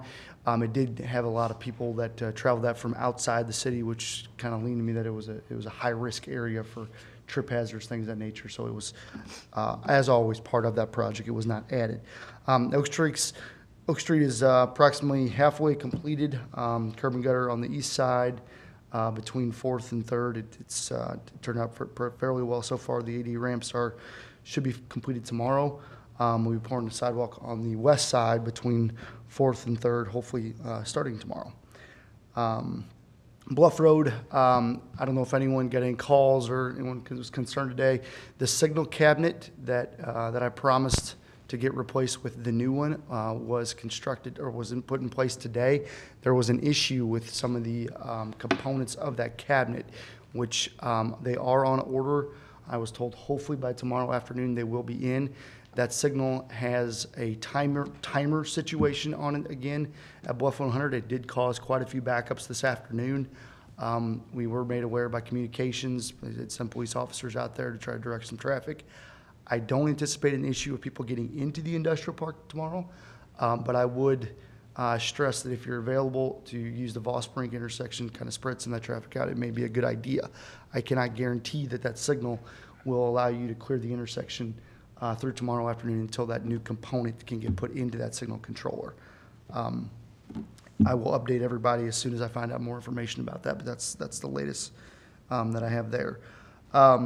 The Airport Apron project. The Airport Apron it's been stressful, ongoing.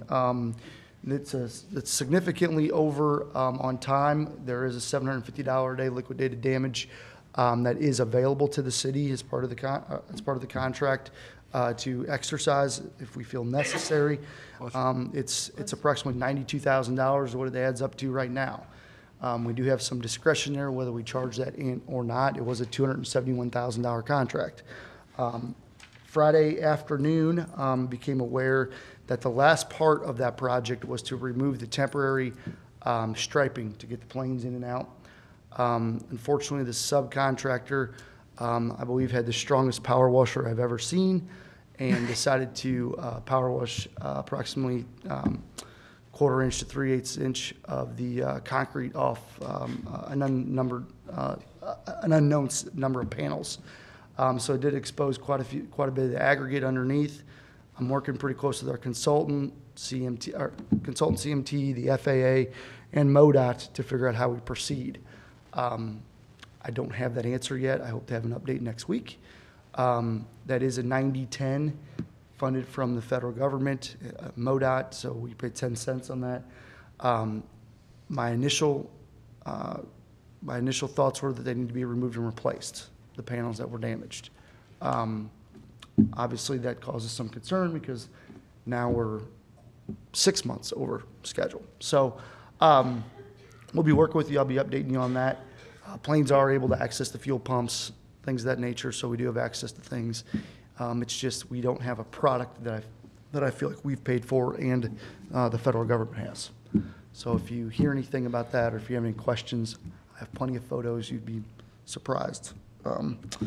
Finalizing the landfill liner. The landfill liner has been installed. The synthetic liner has been installed. We are backfilling the liner right now this week.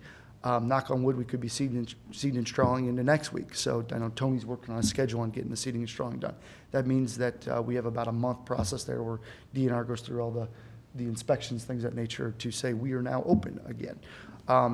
With that, I know we had some, I think we promised a little bit about going back and looking, just reviewing the tipping fees and things like that. I know I've had some concerns from citizens who are just over the 1 ton minimum, and there's a pretty substantial jump from $15 if you're under 1 ton to $80 if you're just over 1 ton.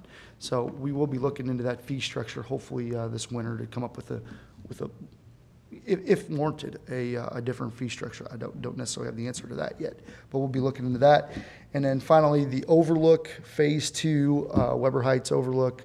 They did get the streets in last week. That's approximately 30 lots that will be added into the city, so the streets infrastructure in. It's not completed yet, but they did get some of the concrete down. I've not heard anything from our inspectors in the field that there's any issues with that. So that's a good thing.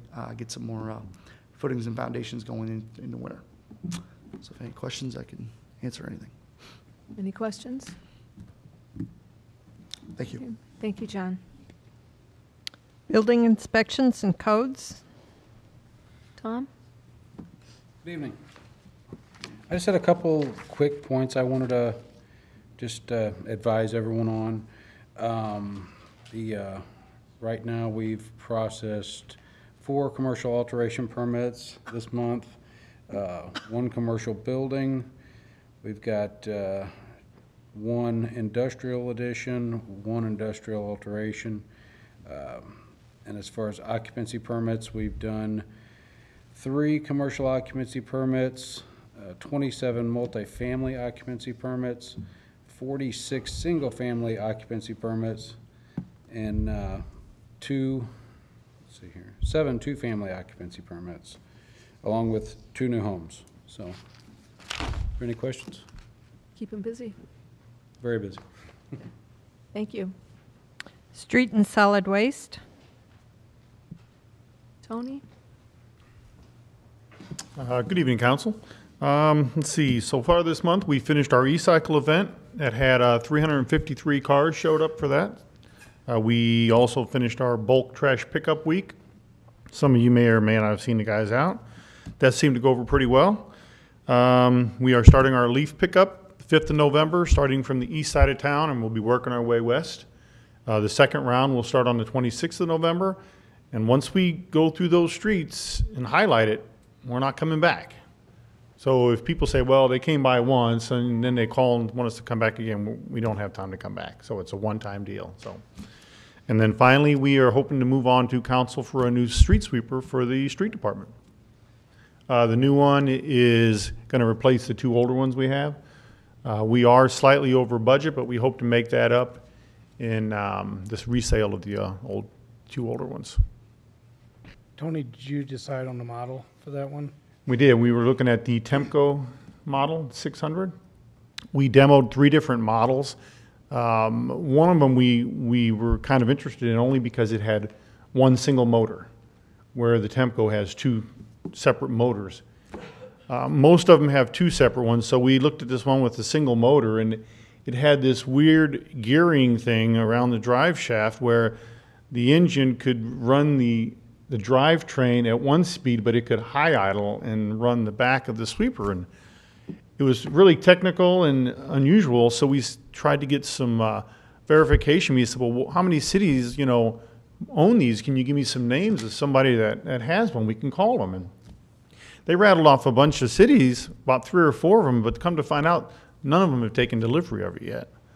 So it's a brand new technology, and we were just kind of leery of that. So the new sweeper is going to a larger hopper, going from a 3.71 we have now to a 7.3 hopper. And the difference is if you can envision loading a bucket with leaves by just filling them up like the old hopper does, where the new one actually, the vacuum system packs the leaves in there so tight that it just picks up so much more debris. And on the other end of it, once the truck is full, you raise the hood and it can drive 45 miles an hour down the road like a regular truck. It doesn't have to meander through the lanes to get around. And what about the recycle truck that we talked about? What's We're not doing that. I was actually going to give you an update at the next council meeting on that, just to get some verification. If you recall, we looked into this 6-7 months ago with the single stream recycling to where we can save some manpower, maybe open it up to a larger market within the city, specifically cardboards, things of that nature. I don't know if everybody's keeping up on the world market, but the recycle market essentially has crashed or has been non-existent, I guess, for the past 3 months, maybe 4 months ago. We would send a lot of that stuff overseas, from what I understand. And with that, the supplier, not the supplier, but the processor that we were going to take this material to has actually closed its doors. So in doing so, we were diligently looking for another processor to take it in the St. Louis area. Right now, we process our own recycling. It's single stream, so I mean, aluminum goes here, plastic goes here. We can bale that. Single stream's not like that. It has a shaking mechanism. There's a bunch of different ways to get rid of, to separate the material. So in doing so, we were unable to, or we currently have been unable to find a market for any single stream recycling. So I have asked Tony to get with our truck manufacturer. It was about $120,000 investment to do so. We did receive some grants to offset some of those costs. There was some trade-in monies. And per the contract, we are able to back out of that contract. We were expected delivery within 120 days. That did not occur. So we've actually drafted a letter internally to get that letter sent out to them to cancel that. Because without a market, I mean, if I don't have nails to nail, I don't need a hammer. So if without a market, I don't have a way to process this and take it somewhere. So I don't need the tools to do that type of work, and we continue doing what we do today. Now that may change. I mean, I don't have a way to tell you if it does or not.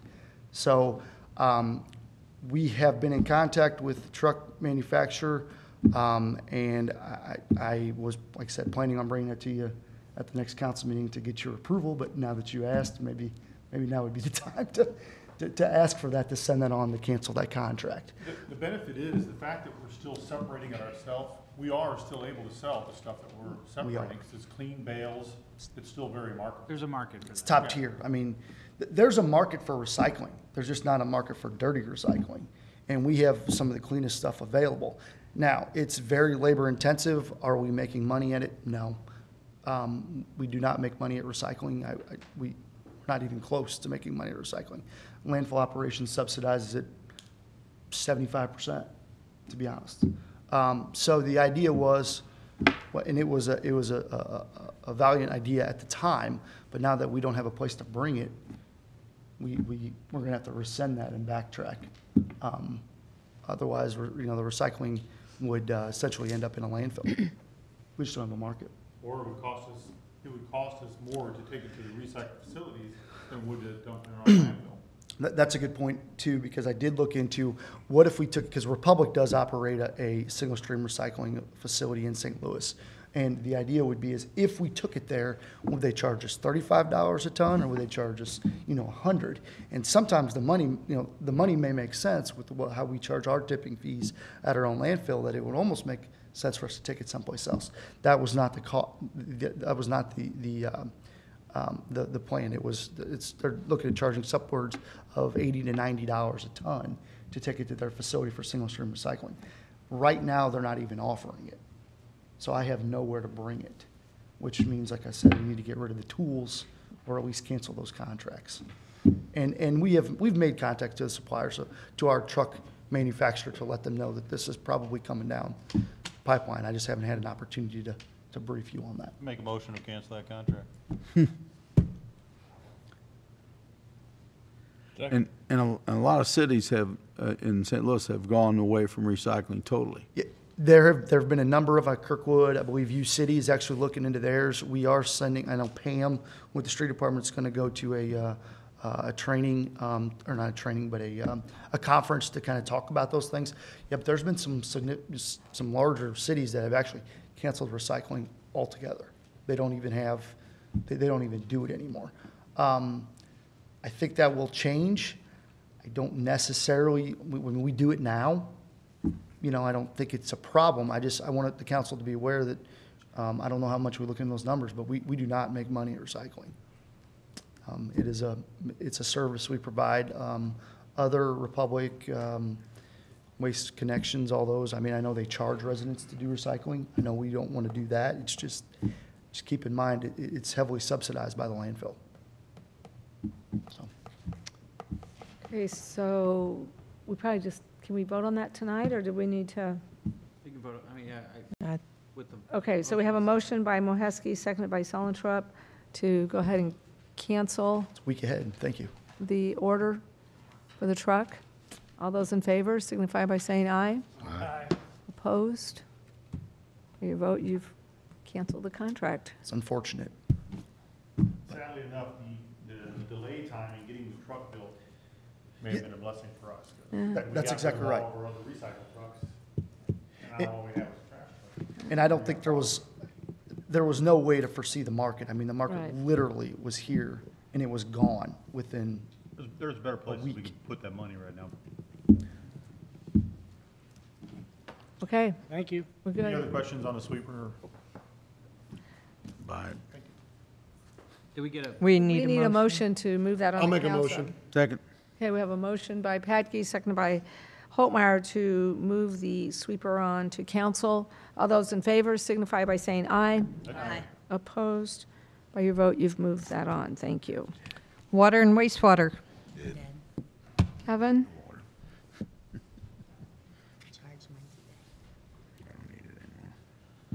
Good evening, everyone. I really only have one thing. Everything is going really good. Seems to be anyway. I was worried about that when I say it. But we do have a water issue on Rabbit Trail. We've been working on it for a few months. There's water leaking there somewhere. We haven't found it. Our last effort will be poking a bunch of holes in the ground, which we always hate to do. We try to do that very last thing, but I just want to let y'all know we are working on that. I'm sure there's probably been some phone calls made to somebody. So just want to let you know we are working on that. Rather than that, everything's going good, doing our normal repairs of leaking service lines and installing whatever we can. And so if anybody's got any questions, I'll be more than happy to answer them. How was the smell? No more smell complaints from We get them occasionally. I am gathering information from air scrubber companies. We are going to be installing an air scrubber down at the treatment plant, which will take in the influent wet well and the grit separator wet well, which is at the backside of the treatment plant, and the Headworks building. So by this time next year, that will be installed, and we should hopefully have minimal complaints. There's always going to be some odor down there from the old plant while processing sludge, and from the actual vertical loop reactor plant process does produce some sludge, but we can't really cover that. That's so. Any other questions? Okay. Thank you, Kevin. Thank you. Finance, information technology. Mary? Good evening. I just have a couple of quick things. I will be brief. Finance Department's working on the city annual audit. Audit planning is underway, and we're preparing audit schedules. The Hochschild Bloom and Company will be on site in December to do our annual audit, and we are also putting together the budget document to send to the GFOA for our budget award. So we're busy doing that as well.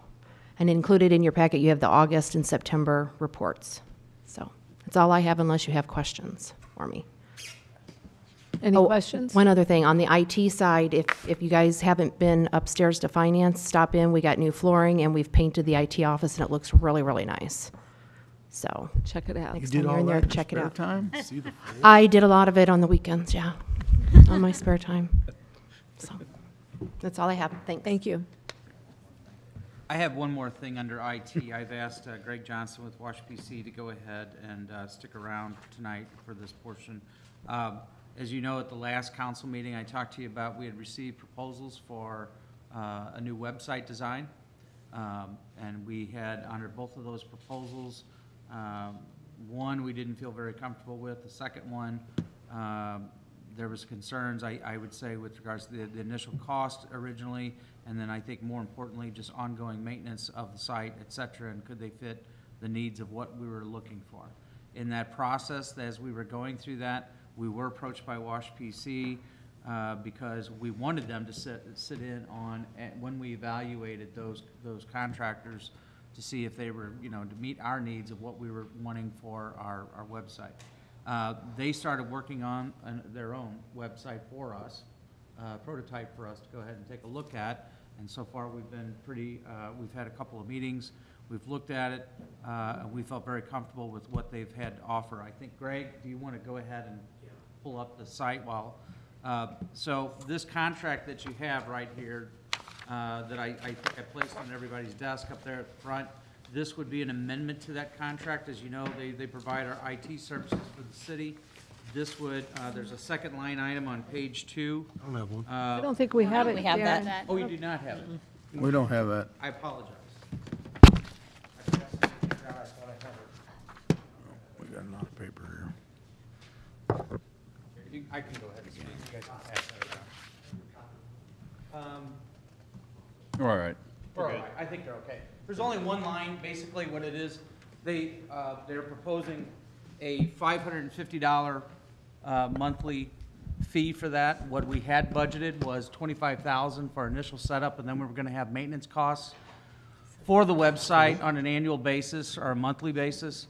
And so with this, it's just a monthly fee that they've developed the site, and then as well as to go ahead and maintain that for us. As I think I've told you before, we are looking at placing a lot of information on our website that people could go ahead and fill in forms. They could pick up building permits. They can apply for reservations through our Parks Department. They can apply for liquor license with city clerk, et cetera, all of those things. So with all of that being said, what we'd like to do, this is an example of what the Wash PC has come up with so far. Looks better already. I know. So we've been impressed with that, and so what we'd like to do is move forward on the contract with them and have that at your next meeting in November, or the first meeting in November. I don't know, Greg, do you want to walk through some of the items that we have? I mean, I don't know. Yeah, we just kind of, at first we kind of threw it together with some templates we had, and they liked the way it was going, so we continued on it, just kind of on mine and Tyler's free time. We got to this point. Most of the costs involved are plugins and premium editions that are already written and supported that we want to use. We've already bought a couple of them just on, I would say, good faith, but just because they're not that expensive. The more expensive ones we're holding off on. But we've got it tied into your Facebook page now over here. There's a Facebook stream, so as Facebook updates are made, you can see them over here on the right. It'll look a little bit better on a higher resolution computer, standard computer. News and information, we can give different people different level permissions within the city to make posts to their respective departments, which would show up either here or pretty much anywhere we want. All of this system is modular, so we can move things around. The events on the left, it's tied into an event calendar. The notices can be restricted and limited to certain people. The weather is automatically updating for Washington, the forecast as well. We started working on like a parks specific department page. Everybody would have their own department page, but parks is the one we've spent a lot of time on. Tyler went and took some pictures, actual locations of the parks. People can click on it to view pictures of the parks. Eventually, we'd like to tie it into a scheduling system to where you can schedule the pavilions at the different parks and actually make the payment right on the web page. That then notifies the Parks Department that the payment's been submitted and actually does all the legwork that right now is manual would happen pretty much automatically, and then it would book that specific pavilion for that time, so somebody couldn't then book it, and then behind the scenes everything's pretty much automatic, and it notifies the Parks Department that it's done. Like that would be one of the forms that we would have, and these are part of the premium things that we haven't purchased yet, but the different parks have. This is the parks page, as you can see. I think this is the one that Tyler took a lot of pictures of. We just feel that this is, crucial to providing best customer service for everybody so that they're not relying upon having to physically come to City Hall, pay for liquor licenses, pay for, a business license, pay for, to rent, a pavilion, et cetera. This is stuff that, like the rest of the world, they can go ahead and go out and you can reserve other facilities or pay for your utility bills. We do offer a utility bill payment already online, but that's, we're kind of limited in what we accept. And we could tie all that into the same site. And like you said, the ongoing maintenance with some of those other bids is what really concerned us, is that that's where they kind of get you. And we were looking at it saying we could build something equal to or greater than what they're doing just on the time we spend with the city already. So it was just kind of a afterthought that we came up with this, and everybody seemed to like it, so that's where we're at now. I know, Darren, you've mentioned numerous times that it's all about online payment, and that's what the 21st century is, no doubt, but this looks like even more to that. This looks like a welcoming site where someone would find it on Google, and whether they're looking for a parks trail or whether they're looking for, job and employment in an industrial park or, anything like that too, as far as it looks like it's endless as far as what can. It is, and and it's ongoing with regards to, as we talked about, we can find out what are the hot, what are what's receiving the most clicks, make that the most available one. It's like you kind of watch it and you manage it after a while. Like right now, our website, as it's just outdated, and it barely gets the information out. I mean, it does get some information out to people, but that's about it. You can't do the things that we're looking at doing, like I said, with making, reservations online and doing some of these other things that we've been talking about, so. The picture alone is eye-catching, and it's a start. I think you what Google we can, Washington and you see what it. we It's can awesome. do is that by approving this contract on the 5th, I think we can have this up and running mid-November. Yep. Well, I stumbled on it about a month ago. Yeah. It was kind of out there, it was. We didn't expect it to. So Google, the way they index sites is they just have these crawlers that are constantly crawling sites. A new site pops up and they categorize it and they rank it. We accidentally while we were building the site, it got ranked higher than your actual official city website. And people were hitting that. So Darren's like, oh, we need to fix this. So actually we did fix this. So if you go to washmo.gov now, it does redirect to your old site so that people wouldn't be confused by a new site that's still under development. So this is a little hidden area, and anybody that wants to go to it can just amend this this little addition to washmo.gov/home-1. That's the homepage and the site that we're basically just a link you have to know about to be able to get to it. But this is live now. It's just Google happened to catch on before we expected. So it is very search engine friendly. We know that for sure. That's a good thing. That's great. Nothing's private. Yeah. So we're excited about this, the possibility of what we can go ahead and provide. So we're just looking for you to let us move forward and amend the contract that we already have with Wash PC, and that can be at your first meeting in November. Make a motion, send it on. How much were we paying before per month? Sal, you got those numbers? Well, we paid annually, so right now we pay for the city website. we had to up it last year because of the storage. We finally got to it, but it's about $1,050 a year for the city website, and then $850 a year for the economic development site. Will the economic development site tie to this? What? Well, You're very limited with what you can do. Like you Right. said, we Right. had to upgrade for size. You couldn't do, if you wanted to start doing forms, all those things are going to start. Right. We tried to see what GovOffice had to offer when it came to updating with staying at that contract. Nothing like this. I mean, you couldn't get much for what we were paying. And with the bids that we got, like Darren said, one, we weren't comfortable with at all. Their bid was $3,000 for the entire rebuild. And beyond it, just the proposal wasn't very professional. And then the other one that actually was professional was for a company from out of state. It was $24,000 to rebuild both websites, and then there was still $4,000 to $5,000 annually of upkeep if we went with them for management to continue managing with them. And this is a similar price to that without the rebuild cost. So that's just the $550 a month, and it's someone local who we can call, and they're obviously already on our contract. The other one that had that $5,000 a year for the upkeep, but it was a phone call once a month with them for any issues you had. And this is something we could call WashPC anytime we have an issue. Obviously, if we want to get something updated, we were much more comfortable with this alternative. So we rejected those bids and just went with amending this contract. And Greg, so you'll be handling all of this in-house? It won't be like a subcontracted sort of thing? Correct. There's 3 of our guys in our office are very comfortable with this back-end system, very well-versed in it. We don't really advertise it. We do websites, but me and Tyler were talking about it and said we could do what they're wanting and make it look nice, and we kind of just assume the role. But yeah, it would be handled in-house, totally in-house. And then we could also, and we talked about this in one of the meetings, is certain people from certain departments could be responsible for a very small portion of their pages, posting pictures. We can limit access, but certain people can make posts and notices in different areas. So if there was a picture needed to be uploaded or something, there's certain people that we can train to do it in-house. It's a very simple system. A lot of websites use this system. Mm-hmm. And then we're going to tackle our economic development website after this, see how this goes. It's not as bad as our current one now. It's just because it was built later and there's not as much data that's required, so it's easier to navigate.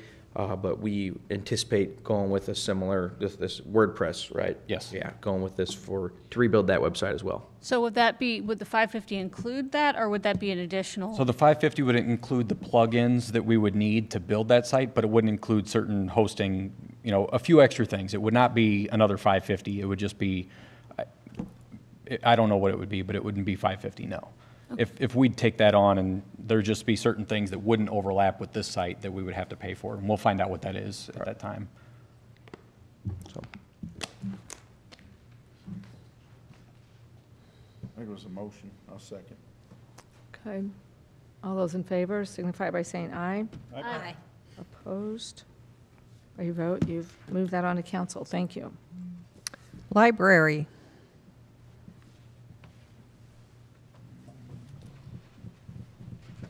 Claire? And I'm short too, so here you go. I sent you guys a copy of our monthly report, but I did want to talk a little bit about the issue of the homeless in the library, just because I felt like I needed to share my experience with it. We've had some issues with the same people that everybody else has issues with, and they are no longer allowed in the library. We have strengthened our policies at this point to say you're not allowed to sleep, you can't stretch out, or just come to the library for the purpose of sleeping, because we're not a hotel. And we've done other things like segregating our computer system so that only people with kids can use the computers downstairs. People that are 12, like 10 to 17 can get on the teen computers and things like that, to try to keep adults who, some of the homeless like to hang out in the teen area. So we have moved them over so that only adults can be in the adult area and things like that. So we're aware of different things going on, and we're trying to be proactive. So if there's an issue, we deal with it and move on. I call the police if I have to. I tell my staff, if you have to, you call, but I haven't had to call for a while. We've actually gotten rid of the trouble people at this moment. With the little free pantry, there may have been some trash left at the beginning. Honestly, the teenagers make messes like that too, so I didn't really think it was all homeless people doing that type of thing. But I just want you guys to know that we're available to everybody in the community, and as long as they follow the rules, they can come in. And that's important to us, to be public and to be accessible to everybody. So, and I was looking at my survey results. I did a small customer service survey, had about 157 people answer, and nobody said anything about the homeless. I just started a new one. I had one person. We just did it last week. One person mentioned the homeless. And one of the complaints I got one time was they said hi to me. And I don't know. I think there's always going to be people that are uncomfortable with the homeless, but I think I was very happy to hear the presentation that we heard earlier, because that gave me some other ideas about how the library can be involved. We connect people. The Human Rights Task Force gave us a huge binder that gives all these different places in town to connect with. And as somebody comes in and asks me about something that's not in their binder, I print it off and I shove it in there, and our staff have it because we are often a referral service.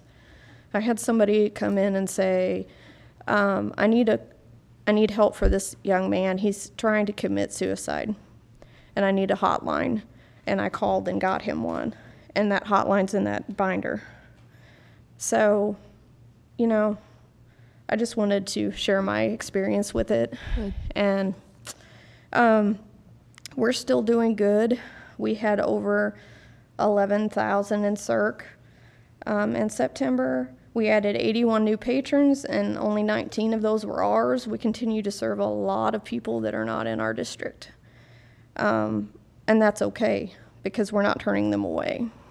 You know, we had 1,141 items that we brought in for our patrons from Evergreen Library. So I think the number is like over 150 libraries in the state now. Door count.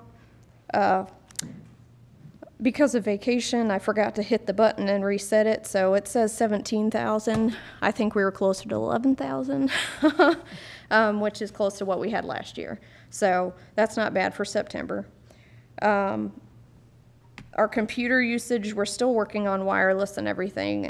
Wash PC, we're working close to reset our network because it's still not the best, but we've also figured out that a contract that we had through a company that a lot of libraries use isn't the best thing for us anymore. It's not providing the service we need, so we're going to be moving on and getting better internet for less money, because that's responsible on our part, I think.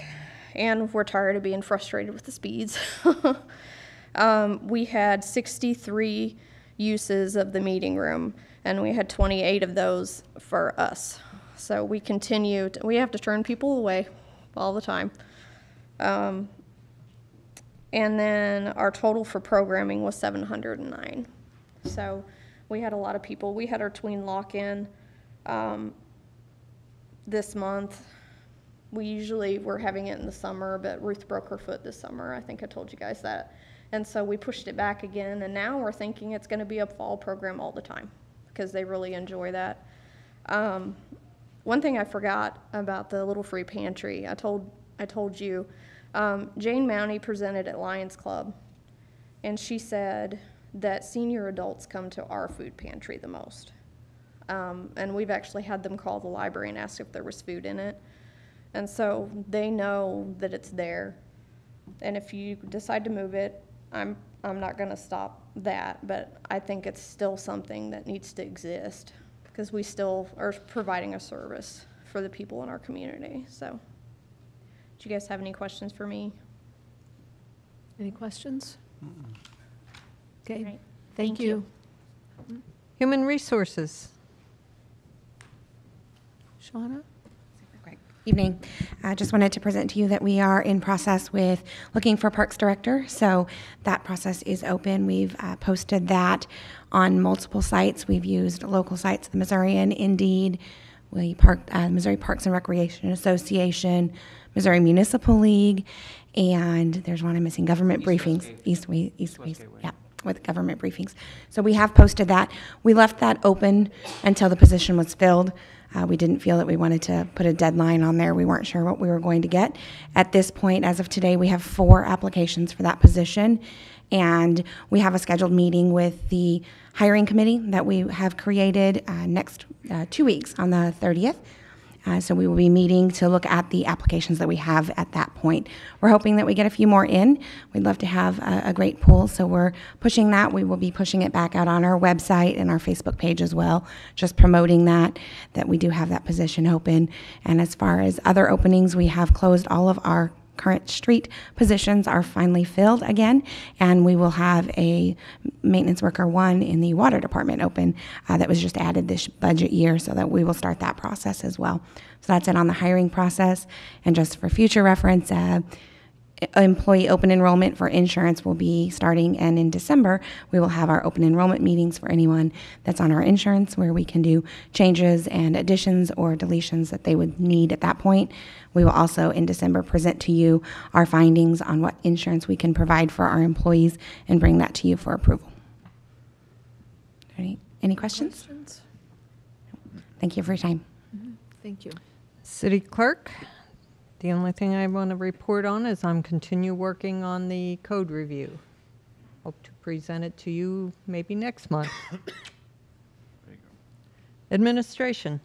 I think we've covered just about everything that I had they talked about, Shauna just told you about the Parks Director position. We did talk and look at the calendar out a little bit. I know in the past, it depended on the date of when the holiday fell, but Christmas Eve this year falls on a Monday. In the past, with Christmas Day, we have a half day for the employees on Christmas Eve. Obviously, all of Christmas Day is off. We would like to go ahead and propose having the offices closed, and just non-essential employees do not have to go ahead and report to City Hall that day. Only essential employees that would have to. I've talked with Tony. He's going to have his trash crews are going to be out because that's a heavy week for them. It sounds like they're going to double up so that they can go ahead on that day and keep things moving, or especially for Wednesday, the day after. But we just ask for you to go ahead and consider that if we can close City Hall offices those days, or at least that day, I'm sorry, just that one day, which is that Monday for those 4 hours. And they would be using their... They can either use, if they're already scheduled off, they can use their vacation time, comp time, bonus time, et cetera, or they can take the time off without, or they can work with their supervisors or department heads to go ahead and make up those 4 hours within that pay period. Do you want a decision on that tonight, or? It would help for scheduling purposes. The sooner the better. Go for it. Yeah. You said go for it. I'll make a motion. Second. Okay, we have a motion by Patke, seconded by Holtmeyer to move forward with having the offices closed a full day on Christmas Eve. Correct. All those in favor signify by saying aye. Aye. Opposed? By your vote, you approve. And we will make sure and get that word out to the general public. That's why we're asking for it so early in advance. The second item I have for you is just the email that I sent you out earlier today. At the department head meeting, we discussed the possibility of how could we go ahead and provide the service of this type of meeting in a different format, or maybe cover it during a council meeting. I think in the past, the idea was, if we could hash out any issues that needed to be done before it was brought to council. That was the purpose of these admin operations meetings. At one point, they were separated. There was admin one Wednesday, I think, and then operations on another. Some point, they got combined, I think, about 12, 15 years ago, maybe. Something like that. So what we are proposing to do, we've got a couple of things. I think I sent you an email that we can do one of two, or we can continue, obviously, as we're doing. I think in talking with the department heads, I think they would like to go ahead and see the possibility of if we could have all the department heads report at the first meeting of every month, the regular city council. You have that on your agenda every council meeting, reported department heads. Usually we try to move through that pretty fast unless somebody's got something urgent that they need to say. I mean, John was giving you updates on Bluff Road as needed, et cetera, stuff like that. Not picking on John, but it was something that he felt it was needed, and it was. So, but we could go ahead and cover that during that portion of the meeting. We could also, or do maybe a 6 o'clock, start at 6, have that admin ops before one of those two council meetings, primarily if you wanted to focus on the first council meeting of the month, and then move into the regular council meeting right after that. This would eliminate just the need to have 3 Mondays of your month taken up with these types of meetings. I think I would prefer to have it as a separate meeting, even if it was immediately before, because that way we still have a concerted effort to maintain that dialogue. I'd be afraid that if we combined it into the regular meeting, that, you know, maybe we wouldn't get as much information because it wasn't specifically for that purpose. It would certainly, if you did put it as incorporated as part of the meeting, obviously you're talking about that first meeting lasting longer than what you're accustomed to now. But the idea was you do away with another one. But I understand what you're saying. There may be some hesitation to move the meeting faster because depending upon the agenda. We did take a look at the first meeting of the month. Those are usually the lighter ones because I think Sal and with public hearings that you may have for planning and zoning, they are typically on the second meeting of every month. So we kind of had that mindset of it that it would be better if we're going to do this, you do it during the first meeting. But we can certainly, like I said, if you have it as a separate meeting, we would certainly have to limit it to like about an hour. The other concern would be is you as council members, if you can make sure and attend those meetings at 6 o'clock, or if you wanted to start it at 6:30 and then we could have it for an hour and we can start the council meeting at 7:30 or something along those lines. That's all open to discussion. We just wanted to float the idea to see if we could incorporate that on one of those other two nights and eliminate the need for a third Monday of the month to have a meeting like we did tonight. Were all of the department heads in favor of having it combined onto one of the other nights? I would say yes. I don't think anybody said, gee, I'd really like to be here on Monday night. I also think in the 21st century, we get the information via email anytime there's something that's important. So I know, like saying to get our information every month, if there's something that needs to happen, I mean, Mary can send us a report and we can read it. You know, do you have any questions? No, that we can move on from that. But if you do have a question, but that's less likely to be noticed by the public, and I think that's important too. That the public is also aware, and this being a public meeting, I think helps facilitate that. the public aware of what the Of what's department going heads on. have to say? Or just Yeah. have the opportunity to Sure. go ahead. I mean, that is a con that you have for this, is the fact of you would be eliminating the meeting. We typically don't open it up for the general public here at these admin ops Right. meetings. They're typically here so that you can hear from the department heads. And you have those same opportunities of citizen comments during the. Right, but the paper is always here during their admin and ops meeting to report on what goes on, whereas if we relied heavily on email, conversation to receive department heads, it's not quite as public of a nature. So my two comments on that would be is if we do it on the first of the month, you still could have it as a semi-admin meeting saying, hey, I want to bring this up tonight. We're going to bring it back up in 2 weeks. We just want you to know about it now and not so maybe have a separate section on your agenda just for that. Secondly, I guess my only opinion is, and I believe this here is, I don't think the department heads always need to be here. I think some of them come because they have to, and they got a little bit on their plate. I'll give you a good example. Kevin did a great job. He's here, but he doesn't have a lot to go over. So I'm not sure if we have to make that mandatory that they show up. I don't know. That's just my opinion. It's no reason to make them mandatory if they don't have anything really to say. Right. No I offense dis- to your thing, I- Kevin. I'm just saying. I disagree. I think. On that rabbit trail, though. I Keep on that disagree. rabbit trail. I think they need to I be- disagree. I think all department heads should be here. If one has to be here, they all should be here. That's part of their job. And if I have a question for Kevin, he don't know I didn't have a question for him. Yeah, we've And had it so- both ways. Well, I know, but I'm just saying, you know, why does one not and one does? That don't make sense to me. I mean, as far as that's my opinion. And as far as we're not eliminating the AB meeting, we're just making it an hour. You know, if it has to go longer, it's just going to be one long night. Right. Instead of We just another- felt that it may be easier to go ahead and have that one longer night rather than another Monday night be. I agree with that. The only other point I'd like to make is if we have a public hearing, whether it be for annexation, whether it be for anything like that, that we don't make those people stay here till 9, 10 o'clock at night. Well, what we would That do we is keep that, if the you agenda wanted- in line. If you wanted to incorporate that with the city council agenda, if you wanted to incorporate that, we would put the department head up at the top of the list then and go through that, especially if you had. But like I said, typically those public hearings, we try to schedule those. They're the second meeting. Right. So that would be good too. I would think I would be in favor of having 2 separate meetings on the same night, because that way the public also, if they're here for something else, they don't have to sit through an hour of admin ops for the same purpose that you're saying, you know, that they know what to expect as well.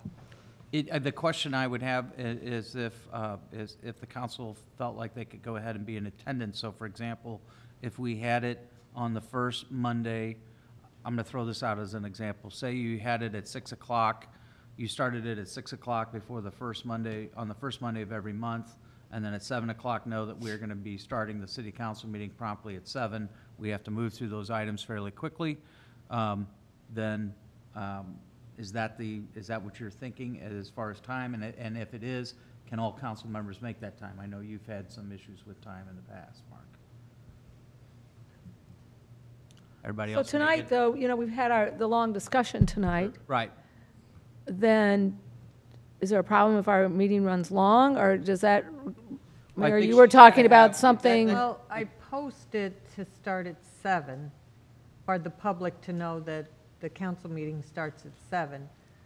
If it runs a little over, I don't think that's an issue, but if you're going to run 2 hours or better, then we may need to look at that. Well, that's why I was curious about that, because like tonight, the first group spoke, and it was fine, it was very, very informative, but it was about 50 We're an hour and a minutes. half. We're an hour and a half ago already. Yeah, you know, about, But wouldn't we have put that in the regular city council meeting Yeah, if we we had a could. city Instead of council meeting tonight. tonight? So it wouldn't have been during that 6 o'clock admin and ops session. Tonight, we would have got department heads at 6. Right. At 7, we would have got a presentation and finished the Right. meeting, and we would have been So if you okay on take time. that off, it's right at an hour. Right, okay. And if worse came to worse, and one of those odd circumstances where that happened, the worst thing that we'd have to do is maybe postpone some of the items, Right. you know, to a future date. Well, if John has too much to say, we just tell him, tell us later. Cut them off. Right. That's essentially the problem here. All right, so is everybody pretty much all in on favor of stopwatch. 2 meetings one night? Well, the question was to you, Mark. I know 6 o'clock is an issue. I know It's tough. sometimes for me, Sometimes but get out of St. Louis and get out here, but, you know, I'll do what I I'm in can favor do, or of- I'm in unless you favor of guys that. want to do 6:30, you know, so. I think 6 o'clock's a good number. I'm sorry, Mark, but I guess it is if you're 5 minutes from work, but, So essentially, we would have 6 o'clock on the first Monday and 7 o'clock on the third Monday. Yes. You'd have 6, if I'm hearing, if you wanted to do it this way, you'd have it at 6 o'clock for the admin ops meeting, 7 o'clock, and this is on the first Monday of the month.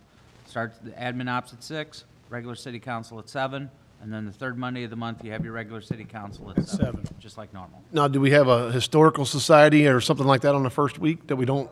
No, that's on the Okay, third, all right. which is So- another reason why. And just Another one, reason why. Right, All one right. other thing to This one. keep it within an hour, if for those department heads that typically don't have to come, like for example, John can still give you his department head meeting during the regular council meeting, and we can have the others, you know, and if you follow what I'm saying, those that don't, you know. That means you have to stay. This is John's He night. was not getting out of it. I mean, that was not the point. Yeah, I see what you're saying. So most of the time, the ones that do have something to stay will stay, and then the ones that Right. don't have as much can go on. Right. That's right. Okay, 6 o'clock, 7. Everybody in favor of it? I am. You want to try it on Okay, a so- trial basis, or you want Is that a motion, Mark? Everything's Okay, always we on a have a trial motion. basis. If you don't like it in 6 months, you tell me and we'll switch it back. to, Should fine. have done this 6 years ago, 7 years ago. So we have a motion by Hydrich, seconded by Patke, to have an administration operations meeting at 6 o'clock on the first Monday, followed by the council meeting at 7. Correct. And then on the third Monday, we would have only our council meeting beginning at 7. Do we need to have one the 1st of October or November? Huh? I mean, we're only like, what? No, we don't need to have one on the first. We'll This will go into effect in December, correct. because we've just had this. Mm-hmm. Okay? We understand? All those in favor signify by saying aye. Aye. Opposed? By your vote, we've changed our meetings. Thank you very much. And for the record, the press was adamantly in favor of this as well. Yeah. He's already changed his Well, schedule. make sure you cover this. And I do have one item for you. I think we just have one, right? Right. Council comments? Yes, I've had a few calls. Okay, got a question. Go back to the Wayback Machine on our smoking ban. Okay. So there were some concerns about a restaurant down on Front Street that has outdoor seating in between 2 indoor places. They were asking me, are people allowed to smoke that close to the doors, to the entrance of the doors? I don't know if it was 10 or 10. 20 feet. 10. 10. 10 feet. 10 feet. Yep, that's it. 10 feet was what it was. I would want to take a look at that first before I could give you a. So they brought it to the people's We have not, attention. we have not had any complaints to my knowledge. Have you? So they brought it to the people's attention, and they said, well, this establishment handed us ashtrays. I'm not aware of it. So I don't know. I So we visit might that wanna look into. establishment on occasion, and I've never seen an ashtray in front of me. And I know the owner of that place he was very adamant. I mean, he was one of our biggest supporters to get that pushed through, so. Yeah. I was just curious Kind of- what's going on down there. If we can check into that. I can do that. Anyone else? How long have we allowed tables to be on city property? How long have we what? Allowed tables like down there, like Mark's talking about, to be on city property by them doors? Tables on city property. Well, there's tables out on the sidewalk. That's city property? Right away, if you're talking on Front Street, right away is a little bit further, as we've I don't know discussed if it is or before, it's not. probably 10 feet. I don't think there's anything, at least in front of the landing, that I'm aware of, that there's any tables that are on our right away. Oh, the landing, that's what we were talking about? The only one that I'm aware of is like when it's a little bit further east, and we talked about this not too, for another request recently. You have John G's, that deck that comes down, that is, a portion of that's on city right away. Well, in our design guidelines, our dream code that we had drawn up by PJV in 2012 actually encourages seating out along sidewalks, outdoor seating, whether it's on sidewalk or not. And I don't know what kind of liability it has, but if you would pull that up online, it does encourage people to provide that type of seating. As long as you still have enough space to be accessible. Correct. Right. Correct, yeah. So like when the coffee shop was still on Main Street, they had some tiny tables out there, so. I will just inform you all that we have exceeded our exceeded $20,000 for the United Way. And it's pretty cool. So anyway, our staff did an outstanding job this year of raising money. So we were up in all areas. So congratulations. Public vote on whether or not to hold a closed meeting to discuss personnel, legal, and real estate matters pursuant to Section 610.021 RSMO 2000. Hydrich. Aye. Holtzmeyer. Aye. Moheski. Heck yeah. Patke. Yes. Pettit. Yes. Scornia. Yes. Sullentrop. Waterman. Yes.